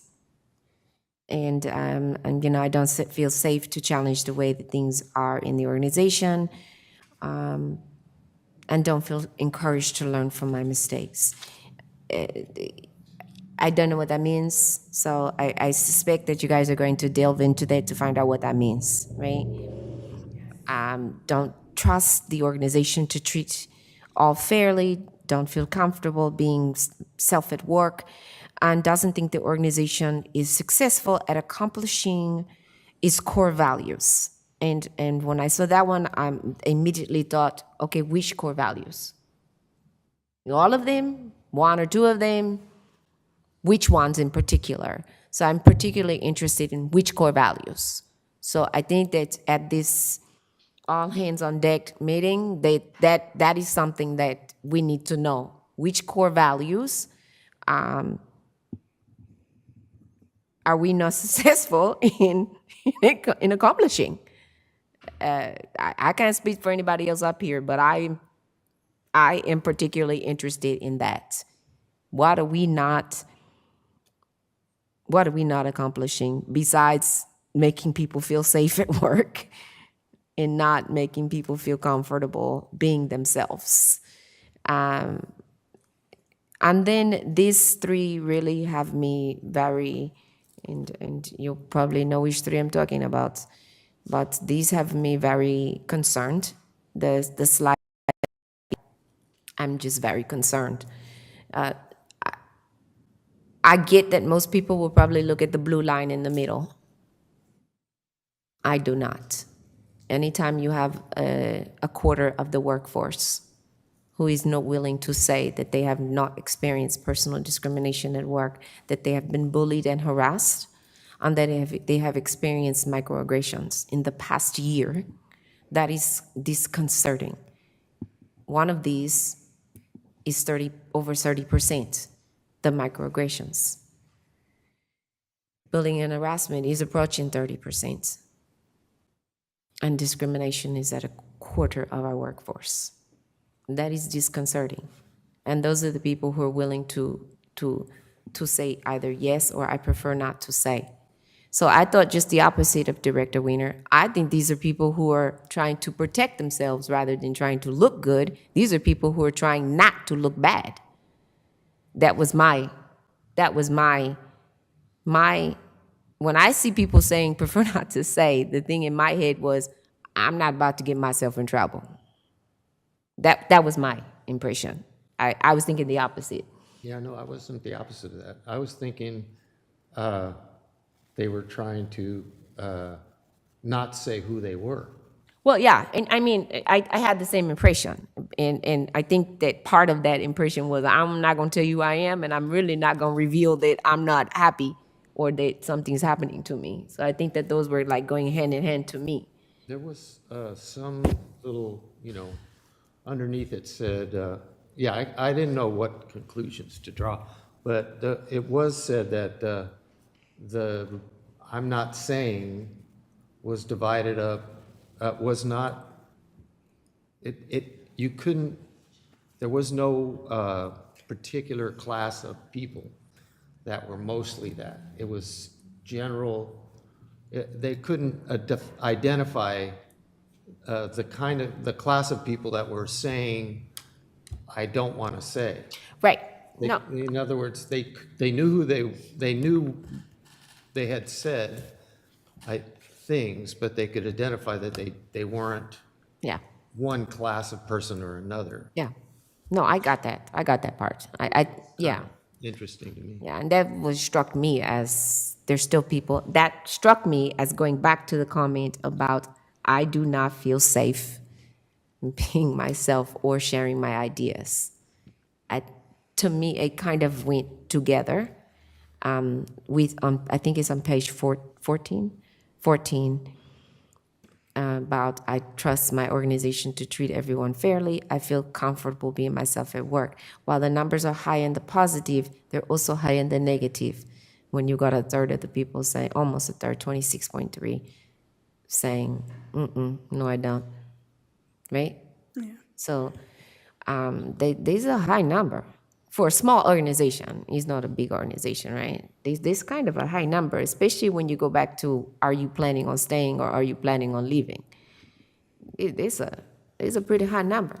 So I think I would just like to know what is motivating people to say that, especially when it comes to, we have anti-harassment, anti-bullying, which includes the microaggressions, right? What people should feel safe at work. So we need to make sure that the environment is safe.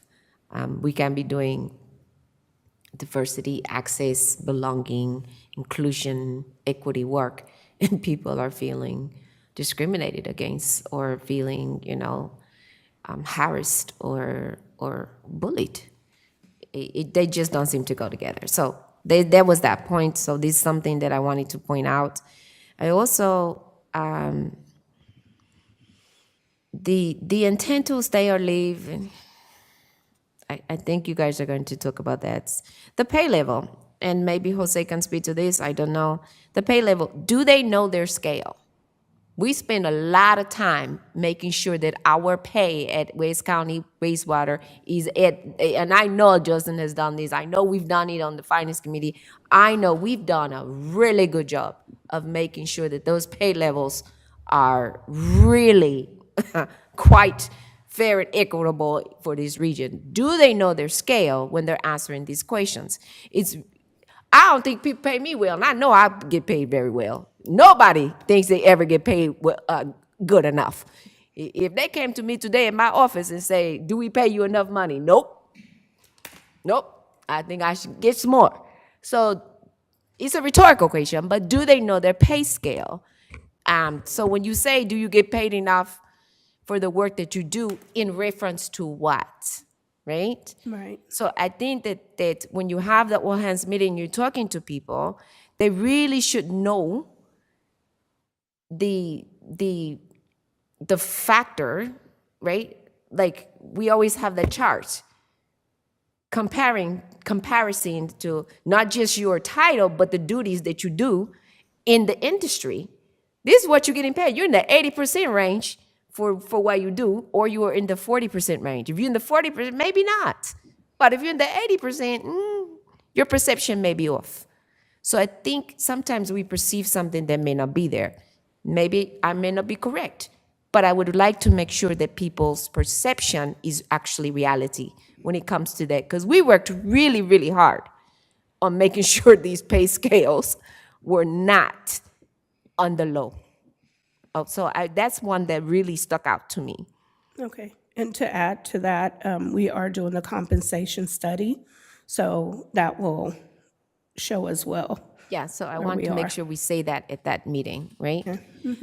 Which core values? They say something about a choice in how I have a choice in how I do my work. I think that's important to a degree. Many of these are skilled positions, skilled work. There is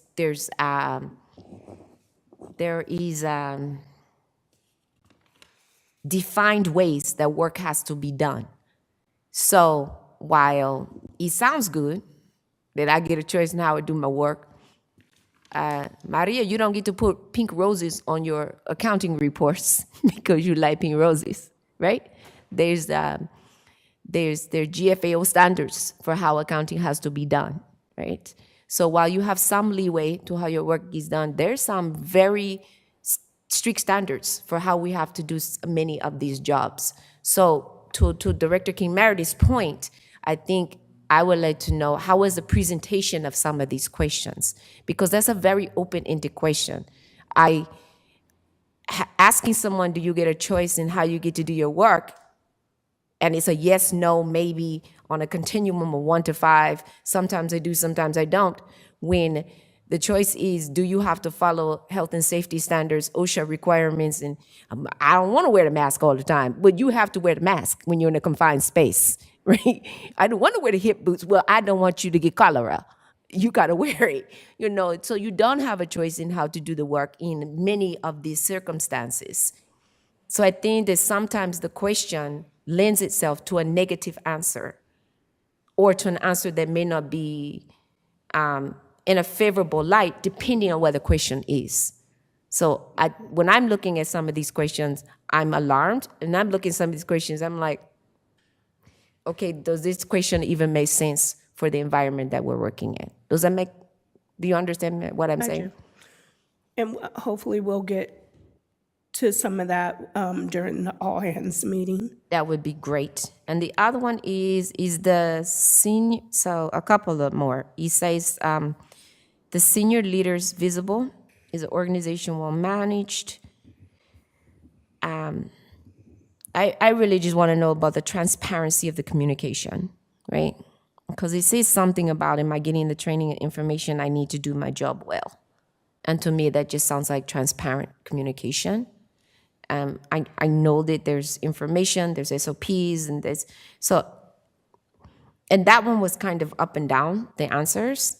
So I think, again, it's in the way that the question, I don't know how the question was asked and the intent behind the question, or how the question was received. Because sometimes it's how the question's received, right? It comes back to that. And it was another one about work-life balance. It depends on who you ask. If you get to work at home 3 days a week and come into the office 3 days a week and work at home 2 days a week, you got good work-life balance. If it requires you to work 5 days a week in the street or in the office, you might not think so. Or if you're on call all the time, you might not think so, right? So it just depends on the position. So I think that, again, it depends on how the question is asked and how it's received. My organization values DEI. What does that mean? It depends on how DEI is defined and how people, if they are the ones who answered yes or prefer not to say, on if you've been discriminated against, experienced bullying or harassment or microaggressions, the answer is going to be different. If it's somebody who said, nope, never happened to me, they're going to have a different answer. So I think getting to the core of those people who say yes or prefer not to say on those issues will affect the answer to whether or not the organization values DEI. Because the organization can value diversity, equity, inclusion, and belonging and access, and still have issues with discrimination, bullying, harassment, and microaggressions. You follow? Yeah, so I think that the way the question is posited is we can still have these core values and still have issues with, because it's a continuum, people are still learning, and not everybody is on the same path. You have rosebuds, you have full-grown flowers, and you got some in the middle. And some people are still learning. And some are just dead little weeds that we got to revive. So it's a flower bed. And so sometimes you got seeds, and you got to keep watering them seeds until they come up out of the ground. So I think that maybe that question, it might not be a fair question because they don't know. They can't speak for the whole organization, right? So it might just be in their opinion based on their experience. And Jose, this might be for you. Based on my experience, because you said, have you personally experienced discrimination? So based on my experience, I think that may be a better way. And then the last I think it was, the last two things I want to know is how are we going to handle these people who are saying these 25 to 33% of our workforce who are experiencing discrimination, harassment and bullying, and microaggression. Because it's not enough to say, I think you said it at the beginning, Ms. Tania, about it's not enough to say we collected your data and now we're just gonna talk about it, right? Or we're gonna wait till we bring the consultant in and then we're gonna take some more studying and we're gonna write some more notes and we're gonna do another survey and then we're gonna do another survey. And meanwhile, we got people still being harmed in our prisons. So we got to have a concrete way that we're handling it. And lastly, how is the district going to use this information from this survey moving forward? What are we going to do? Tanya, can I respond first? First, just to your very specific, how are we going to get to that 25%? We aren't necessarily going to get directly to them because that was the point. The survey was anonymous, so we don't, unless they want to come forward with that. And so that's why we're going to have the all-hands meeting. That's why we're going to have the different workshops with the assessments and do the best that we can to define that with the people willing to speak to the issue. But even if we're just having the conversations that we're having right now and that we'll have with staff, that will increase engagement and hopefully will increase the level of trust to some degree. If those two things are increased, it will help across the board. We recognize that there's some patterns in there like that, and we need to address it through the programs and the elements that we'll put into an overall effort on how we do business here. We're not going to act blindly to it. We recognize that. It's also, we could draw a lot of conclusions we don't know. We could also ask the question and say, is it that we have that many people being able to recognize a microaggression and respond and say that they have had microaggressions because of some of the work that we've done, and people have the vocabulary and the language and the awareness? Because a lot of people aren't even aware when they've had many microaggressions against them, what that means and how to present that and how to have vocabulary for it. I don't know what the answer is. I don't think any of us do from this set of data, but there are certainly things we want to continue to work on, continue to try to get people to trust, to people to feel like they do belong, they are safe, and can say what they need to say. That's what we want. That's what we're going to keep doing. And I think that is what you will see in all of our efforts, is what our intent is. We'll say what it is, and we'll try to follow that with the actions that pattern that intent. The results, we just have to hope that they improve, and we will keep trying. Thank you. I think what I was looking for is this going to be, I think highlighting this at the meeting, the all-hands meeting, Andrew, and saying even exactly what you said, or that if there's someone who has experienced this, because is it alarming? It's not just 25%, it's all the way up to 33%. It is. Right? So it is alarming, but highlighting that and saying to the staff that you don't have to have them called out, and you don't even have to know the people, and then you never have to know the individual. But saying that this is something that is not tolerable, this is not something that the district, board of directors from the top down is not tolerating this. And these are the steps that we are taking to improve the work environment for everyone. And say that, this is all I'm asking for. I'm not asking to identify this person, this person, this person. I'm asking to deliver the message that this is just not acceptable, and that we are taking these steps, including the DEIBA, the consultant who will be coming in to assist, and your words were to have meetings with the staff, including the board, to see what we can learn and move forward. Right. But And even just saying that out loud, I know it seems intuitive and it seems like, oh, but that's what we're doing. But sometimes people need to hear those words out loud. That's all I'm saying. The other part at the all-hands meeting, and Director King Meredith, you asked, if this had been shared. it was shared with staff through those 4 open houses before we brought it to the board, because we wanted to make sure staff saw it first. And then the all-hands meeting will release all of the specific comments, because we want to make sure all staff get a chance to see that at the same time, because some of those are a little bit more personal. Hopefully, at that meeting, we'll get a little bit more of the comments and a little bit more of the feedback. That's certainly going to be our intent. It's certainly what we're asking for, but there's one other piece to that. It isn't that we're going to come to that all-hands meeting saying, and here are the actions we plan to take. We're coming to the all-hands meeting saying, we're going to be developing an action plan around what we're learning here and how it couples with these other assessments. We want your feedback and we want your input on what types of actions we can take. So we're not going to bring this as a management is going to take these actions, but rather, first, it's questions to the staff about the results, what they mean, and what do they think they mean, and what suggestions do they have before we come with, this is what we're going to do. Okay.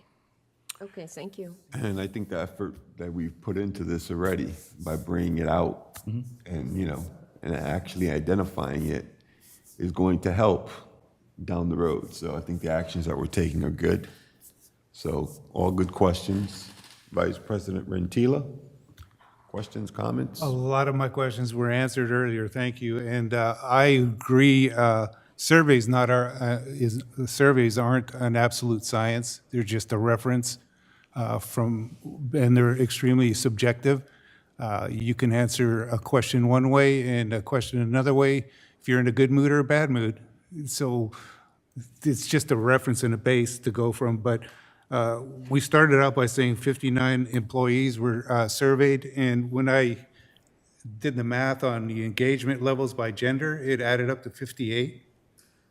Yes, in the beginning I stated, sorry. I think the battery ran out. Well, hopefully I'll project it. That's okay. One incomplete survey. So in the beginning, when we talked about the engagement survey, I mentioned that we had 59, but one only responded to 4 of the 6 questions, so they weren't counted. Okay. So you had to do at least 4 questions in order to be counted in that engagement. Okay, and then when you said they were done anonymously, what exactly does that mean? Did you bring everybody into a room and just, or? No, so during the planning, in order for CPS-HR to send out notifications to staff to participate in the survey, I gave them the email addresses of all of our staff so they can contact. And there are some things that's built in the back end through CPS-HR to ensure that they are West County wastewater employees that participated, but none of the information came through to West County. So that's what I mean by the confidentiality. Okay. Other methods as well. Oh, so there were 3 different methods. One was what we recommended is doing the survey through the online portal, because that was going straight to CPS-HR. The data was being put into their system as the results came in. The second option was if someone, had experienced some technical difficulties or wanted to call in and do their survey through CPS-HR. There was some limited spaces where you can call in and they will read the questions to you and they would enter the responses. And then the third was at each of the locations, each of our sites, Hilltop office here for admin, CSO, and at the plant, I had paper copies of the survey where employees were able to complete their survey and then mail it. So we had some options, but the preferred way is through the online, but we do know that others, are still a little hesitant or may have some technology challenges that they prefer to do it on through paper or by calling CPS. And so how many women do we have in maintenance that are actually wearing hard hats? And because they seem to experience, women in construction experience a lot of discrimination and microaggression. So is there a way to break that down, or do we even have any women working maintenance? I can break down, I know, I mean, I don't have the numbers right now of how many women we have in our, I'm going to say water quality and operations is where we have the women. We don't have any in CSO or maintenance at the moment. Hopefully, we'll get some with the new 2 positions that we have open in maintenance, but we just don't get them applying for those positions. We get them applying for operations, and we have, I want to say 6, but don't quote me on that, but I can get the numbers. So is there any way to isolate their surveys? responses? Yeah, their responses to the discrimination and No, microaggression? no, and we wouldn't want to have that data set if we only have 6 that are out there. We wouldn't be able to get that data set, because then we would be able to recognize who they are. Right. And we don't I want to know understand that, yeah. And then lastly, do you see any policy changes coming from this data? I do. I have a positive outlook. No policy changes. Oh, policy changes. I don't You know. foresee any?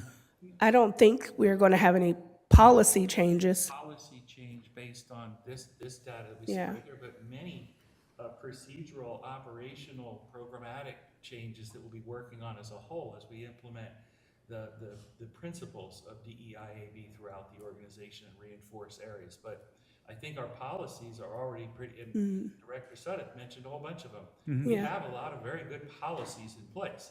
How well they're working and how we implement them is what we're really needing to look at. I don't think we have a problem with policy right now. Yeah. Okay.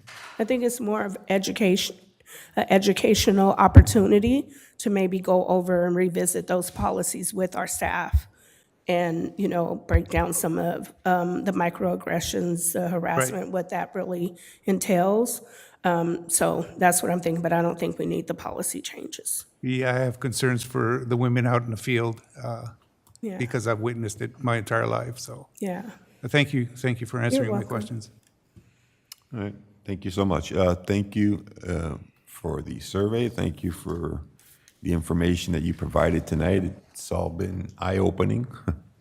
And I'm sure the board looks forward to your continued exercise in trying to get this thing down to where it should be.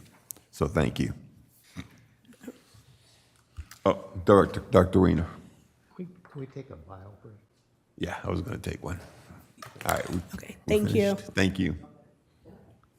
And thank you, Jose. And thank you, Thank Jose. you, Jose. And yes, we'll take about a 5-minute recess. Be back here in about 5 minutes. Thank you. Do we have to make a motion to extend the meeting? Not yet. 9 o'clock?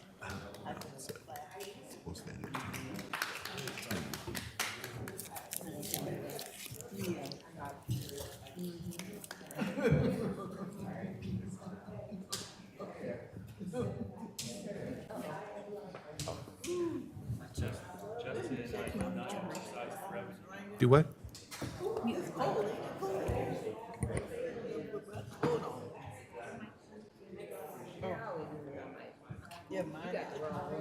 Ma'am.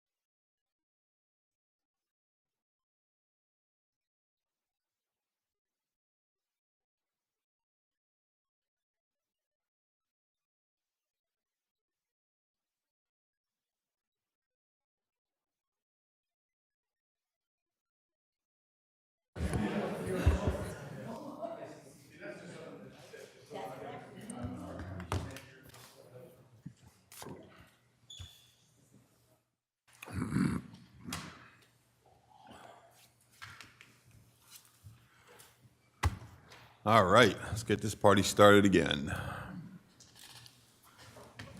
It is what? It's 9:14. Call the meeting back to order. Next item, please. Thank you, Mr. President. Next on the agenda is regular calendar item 6, to review industry-related and other community organizations and assign board member liaisons to organizations. Madam Clerk, have we received any public comments or requests to speak on this item? We have not. If anyone wishes to speak on item 6, please approach the podium or raise your hand in Zoom. Seeing none, we have no public comments.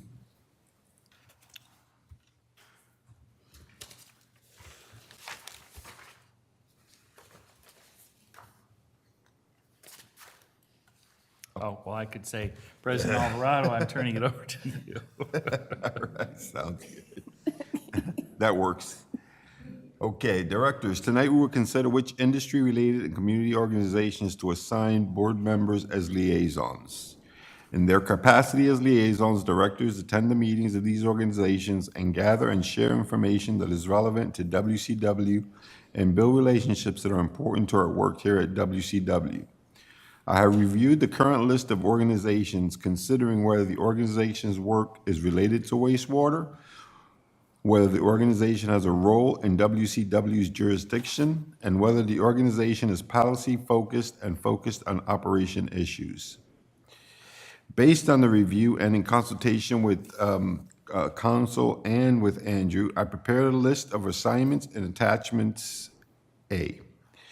There may be other organizations that the board would like to add to this list, and I welcome the board's input, and a decision on this and any additional organizations will be made at a future meeting.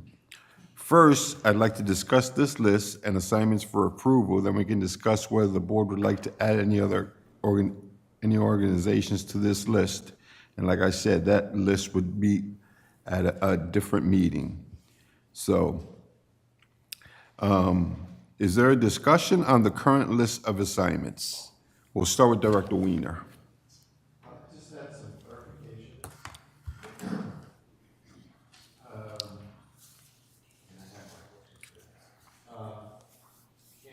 Can you explain it? You mentioned alternate, and a follow-up to that is, can both attend the same meeting as a service day, or only one on any given meeting?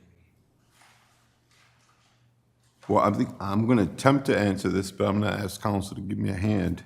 I believe that the alternate will attend the meeting only if the assigned person cannot. Is that correct? I believe that has been West County's practice, only if the assigned individual can't attend. And the asterisks for CSDA and CASA. So that goes to the line item right below, or I guess really right above the header other organizations, and it says all eligible directors may attend meetings of the organizations above, being CSDA and CASA, and any seminars or trainings offered by them as a day of service. So we have assigned board members who would attend, as I understand it, the board meetings of those organizations, but any director may attend trainings or events for those two organizations as well. Are we clear? Director Weiner?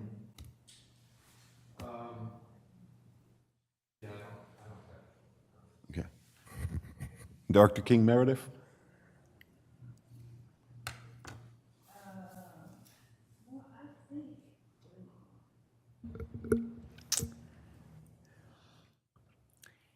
It was one.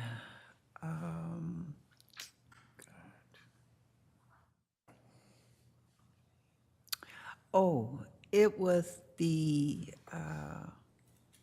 mayor's conference. I see that it is Director Cheryl and you, President Alvarado, and as me to be the alternate. Where are those meetings? Those are rotating meetings? And those are Zoom or, I know for the last ones, I saw they like The Contra 8:30. Costa, you're talking about the Contra Costa Mayor's Conference? Well, it says mayor conferences, the organization, and has me as an alternate. You see it as other organizations, and it's about the, 1, 2, 3, 4, 5, 6, 7, 8, 9. It's about the ninth one down. Are you in 2023? Oh, 2023 or 2022? Yeah, that's what I asked. I said, am I looking at the wrong one? Scroll up. I think you're in 2023. Oh, I'm sorry if I am. Yeah, Yep, scroll- 23, Scroll up to 24. 24, okay. So you're good? Scratch it, yes. Scratch that question? Yes, please right. do. It's Thank late. you. I'm sorry. I'm the alternate. Right, okay. I'll get back to you in a minute, Director Weiner. Want to be the alternate? Yeah, if, Did you want to be the alternate? Because I'm the alternate. oh, no, I'm fine, I'm fine, thank you, Fine, okay. thank you. Yes, Director she- Director yes. Sutliff? I think my question is, I didn't see, I know we're not prohibited from other meetings, but I just wanted to find out why we did not have like the Women in Water and the EPA meeting and like the Water Education Fund on here. So those two organizations are organizations you would like to add to the list? Yes, so the So- EPA was on here before, I know it was on here before, and we're doing a lot of work with them, especially on like the levee project and other projects. So those are ones that I would like us to consider adding back on here. Sounds good. And we can do that at Okay. the next meeting. Also the Women in Water. Because when we go to conferences, they have specific events just for women in water. If not women in water, then I would also like us to consider then having the Association of Women in Water, Energy and Environment, AWWEE. And then, of course, the Water Education Fund. And I believe President Alvarado, we had Naleo on here before. Say again, I'm sorry? Naleo. Aleo, okay. Yeah, Naleo is not on here. National Association of Latinos and elected and appointed officials. Okay. And I think, oh, and then CWEA, I don't think I saw that one on here. California Water Environment Association, is that not on here? Did I miss it? Yeah, that one wasn't on here, but Okay, we can take it under advisement, but Hold those thoughts. I got it. Thank We'll you. get back to them. That was it. Thanks. Right. Otherwise, it's fine with me. Okay, thank you. Vice President Rentila? I'm okay with the list. Okay. Director Weiner, back to you.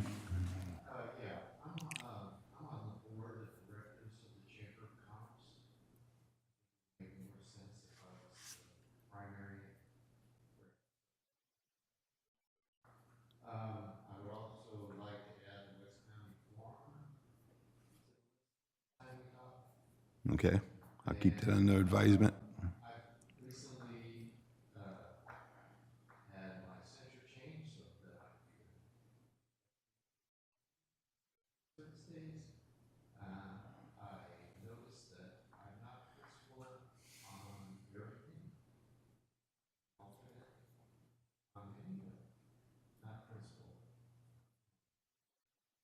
On which organization especially?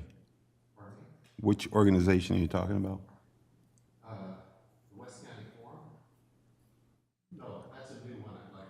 Yeah, that's not even on here, so. Yeah. So hold that thought, yeah? And then I'm talking about the El Sprante Chamber of Commerce. I'm actually on the board. And also only on the Richmond.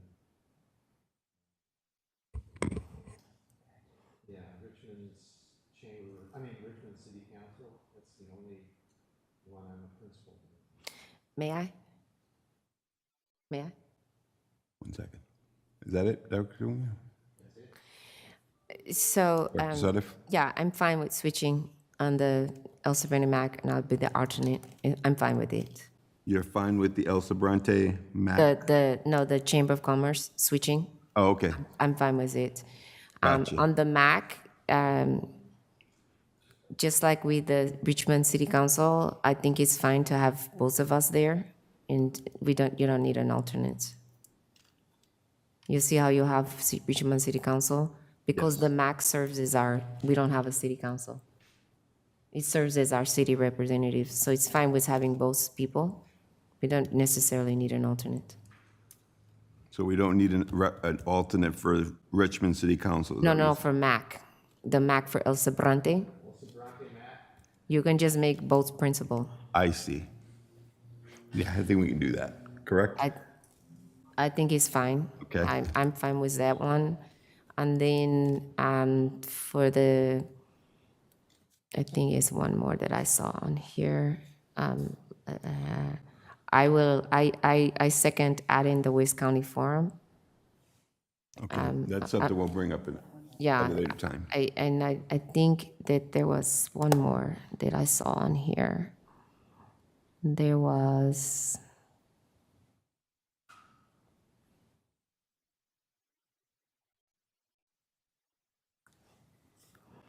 So the El Sobrante Mac, El Sobrante Chamber.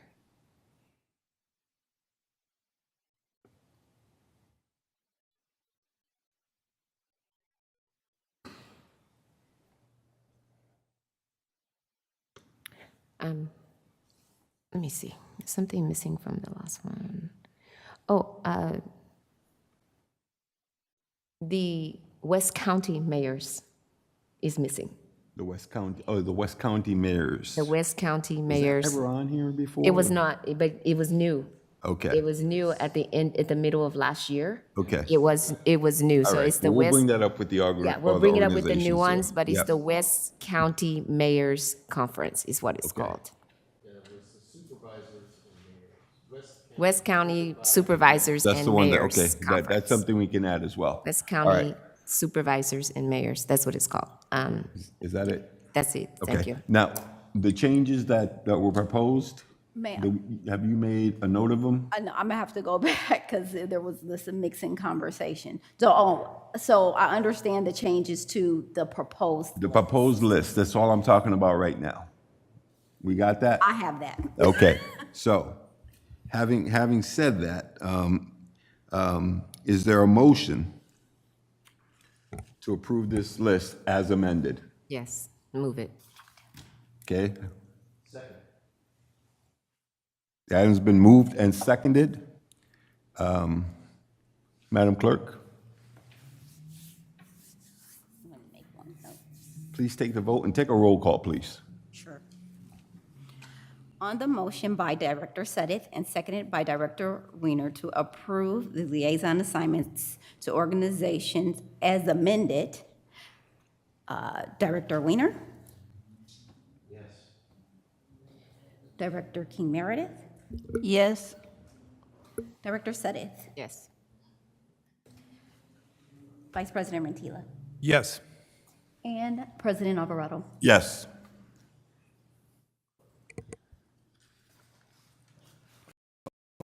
I'm sorry, go ahead.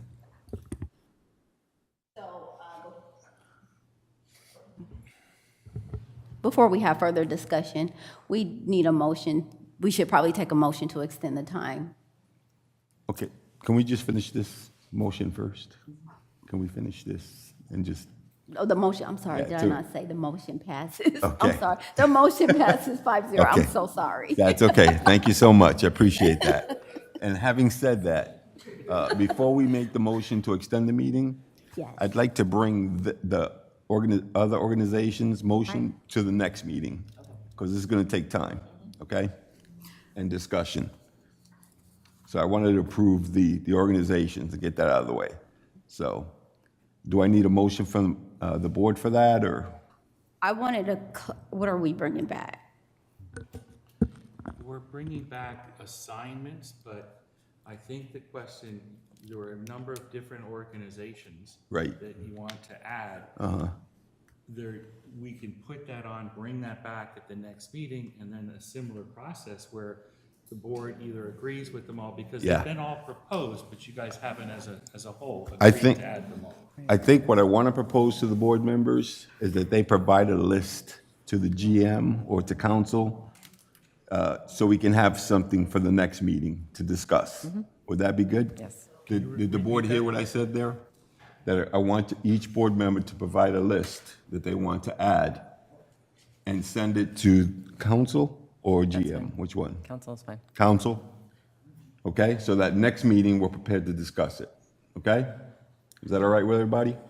Okay, Can I make one recommendation? sure, We do it by Friday, because we immediately go into preparing for that next board meeting. okay. If we can get them in by Friday to council? Everybody hear that? By Friday? This Friday, Thank you. okay. Now, do we need a motion to extend the meeting? Or are we okay? We think we'll be okay to end this, like in the next 15, 20 minutes? Yeah, okay. All right. Next item then. Next on the agenda is regular calendar item 7, to approve travel request for Director Suddeth to attend the NACWA's 2024 Water Week in Washington, D.C., WEFTEC's annual technical exhibition and conference in New Orleans, Louisiana, and a meeting with the Army Corps of Engineers in Washington, D.C. Madam Clerk, have we received any public comments or requests to speak on this item? We have not. If anyone has any comments on item 7, please approach the podium or raise your hand in Zoom. Seeing none, we have no public comments. Thank you. District Clerk Robin Johnson will provide information regarding the conferences, and I'll follow with information about the meeting with the Army Corps of Engineers. Okay. So the National Association of Clearwater Agencies, or NACWA, will have its annual Water Week conference the week of April 7th in Washington, D.C. An important event of the week is the 2024 National Water Policy Fly-In, where policymakers will speak about water policy issues and challenges, and attendees will have the opportunity to meet with their congressional delegation and other key federal policymakers. Is your mic on? Yes, it is. Okay. WEFTEC, or the Water Environmental Federation's Technical Exhibition and Conference, is the largest annual water quality exhibition in the world and offers water quality professionals water education and training. The last one is a possible meeting with the Army Corps of Engineers in Washington. I don't know if we'll need that. I don't know if we'll get it. I don't know if it will happen, but it's what we referred to earlier when we talked about the budget. Part of the budget's passed, and the Army Corps of Engineers about 30 days to get something into their work plan. It seems likely that we'll probably be getting a virtual meeting with the Assistant Secretary, but if for some reason they want to see us in person, we, meaning either Justin and I, will definitely be there, and if Director Suddeth is available, we are hoping that she would be able to join us, so that's what that request is. In case that comes up, we want to be able to do that. Okay.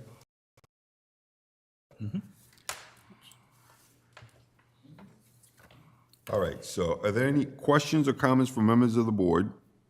We'll start with Director Weiner. Director King Meredith? No, I haven't, none. Director Suddeth? Any question, comment? No. Vice President Rentila? I was just wondering if Director Suddeth can let the viewing audience know the importance of these meetings. Again, this dovetails on the conversation we had earlier about making sure that we have a presence in front of our lawmakers and actually speaking directly to the people who are making the decisions for these projects that we are, it's not just this one project, but the projects moving forward. When we meet directly with the lawmakers, I think that if you look back about 2 months ago, we had Harpreet Singh here at our meeting, who is one of the senior policy advisors for Congressman Garamendi, and he underscored the importance of making congressional visits.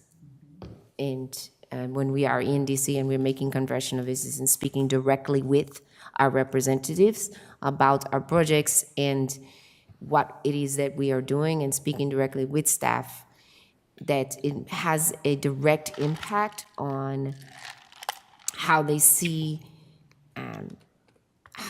what we do. And there's a big difference between meeting in person and reading something on a piece of paper. And in particular, this Living Levee project, when they say 30 days, they mean 30 days. When they say they have a meeting, that's why it says to be determined. We're gonna have that meeting. There's a lot of insight and perspectives that we can give when we meet in person.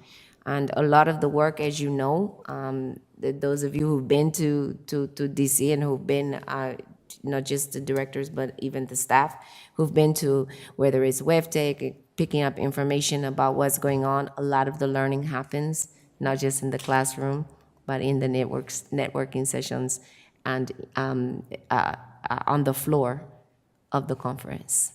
And we bring that information back, and it helps, especially in the governance sections.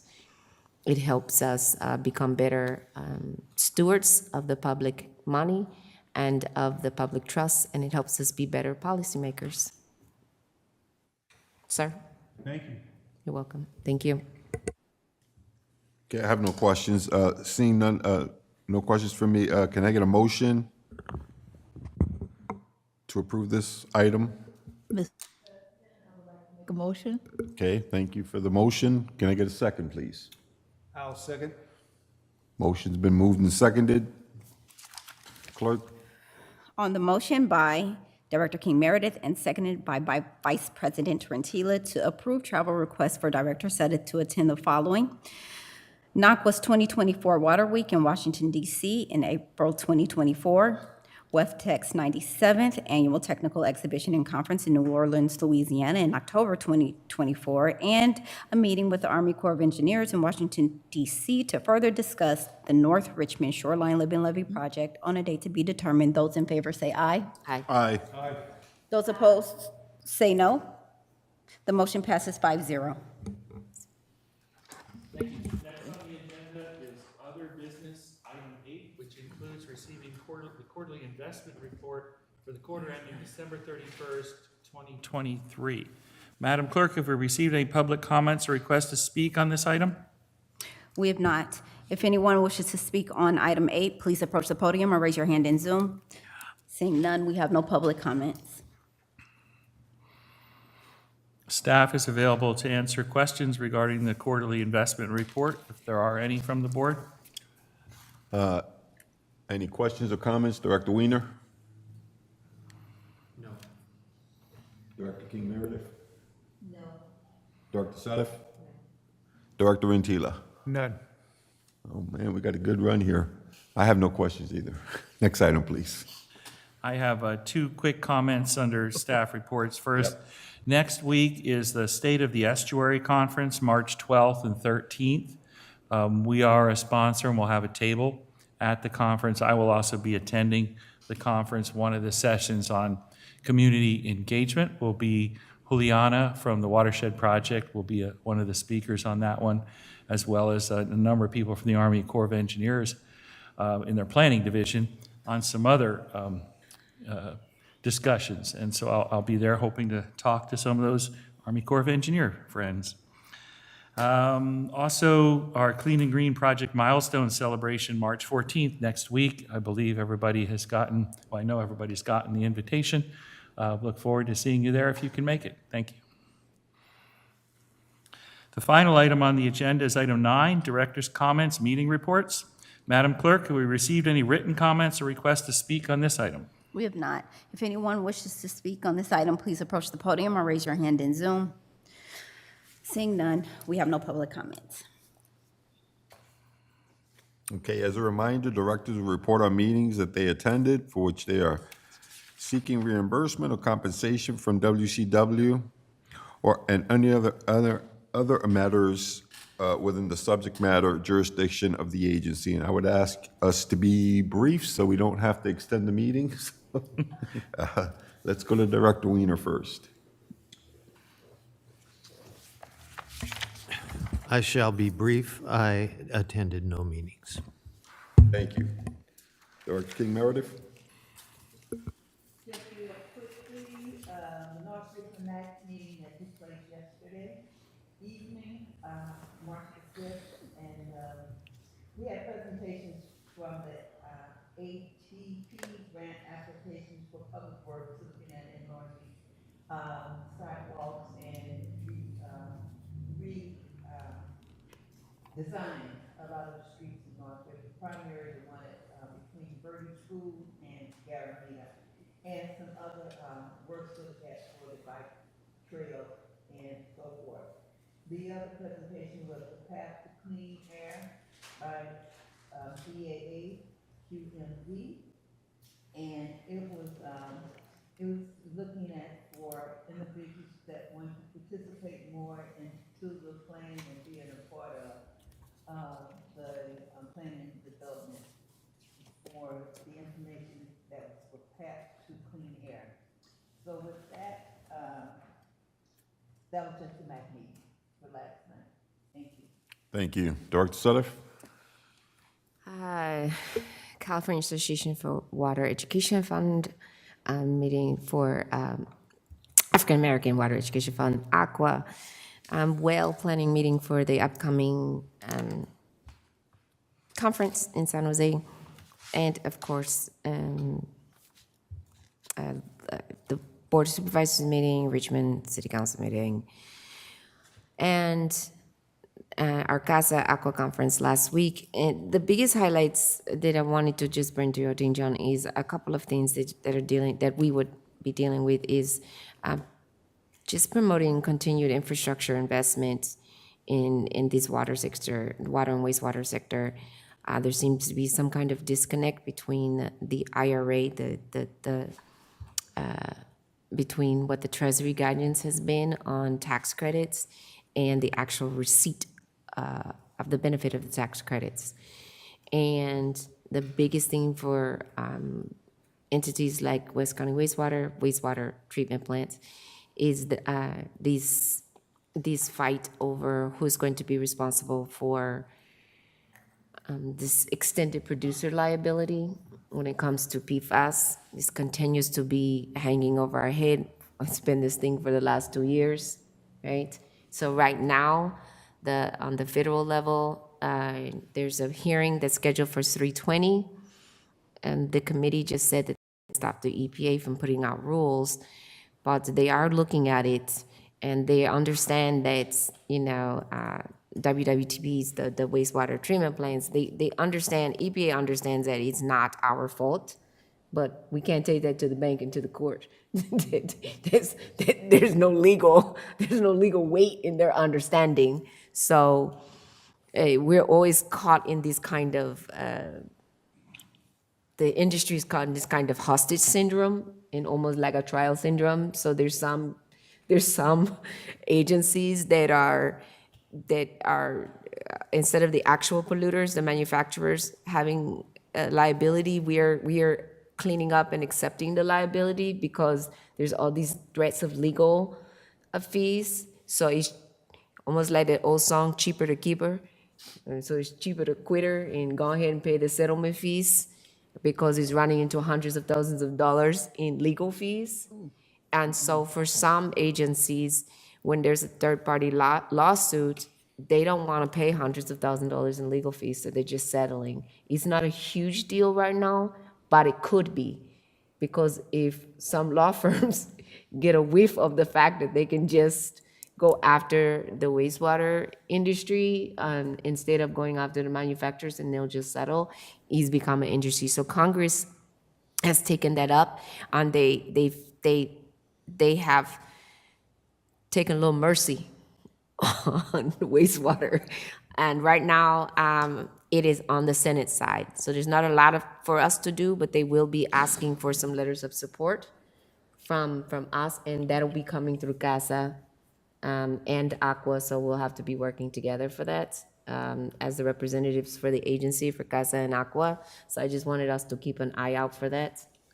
And then the other, just really quickly, the other couple of things, the single-use wipes that we passed here in California, Congressman Swalwell is a co-sponsor. It is, the bill number is 420. It's probably going to go to the floor. They will vote as a block bill, and the committee is planning to hotline it. Yay. If you don't know, we've been working on this for a long, long time for this wipes bill, so I'm very excited about that.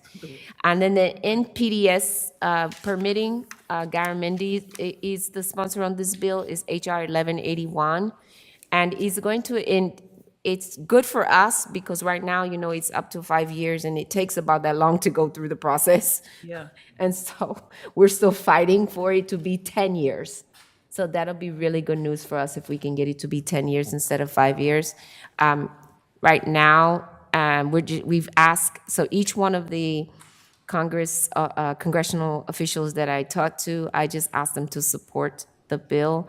It's currently filed as an amendment to the Clean Water Bill.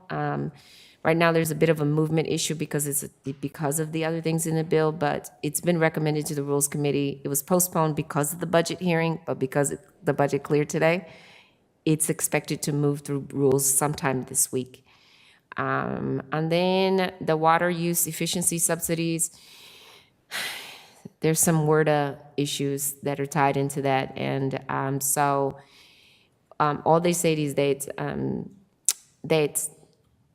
Congressman Swalwell and Congressman Garamendi are working together to help make certain that those communities that need funding, including Richmond, that we actually get access to the fiscal year 24 community funding. Right now, because there was, at the time when we were in DC, the budget had not passed, but now that it's passed, we just need to be looking out. So Andrew and Justin, that the grants deadline is still likely going to be end of March and April. So we need to look at April. We need to look at their websites for Garamendi and look at their website and their newsletter to see if there's anything on there that we can get community funding for. And es todo. Thank you. Thank you. Vice President Rentila? Well, for the good of the order, I'll forego my report. Thank you. Council meeting in the North Richmond MAG, and for the good of the meeting, I'll report more on those next meeting. And I guess that is it, except for we need to adjourn the meeting. And I want to adjourn the meeting in honor of my brother Frank, who turned 75 years old. Frank is a Vietnam veteran, and he was part of the National Guard up until about 10 years ago. So he served them for his entire life, worked for the state of Connecticut and SBA, and he's now retired in the state of Florida. Thank you, Frank, for all your service. We salute you. Thank you.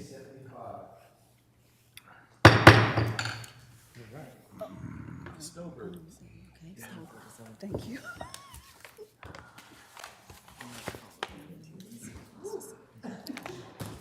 Question for you. Is your mic off? Is your mic off? He actually, and I know he went, yeah.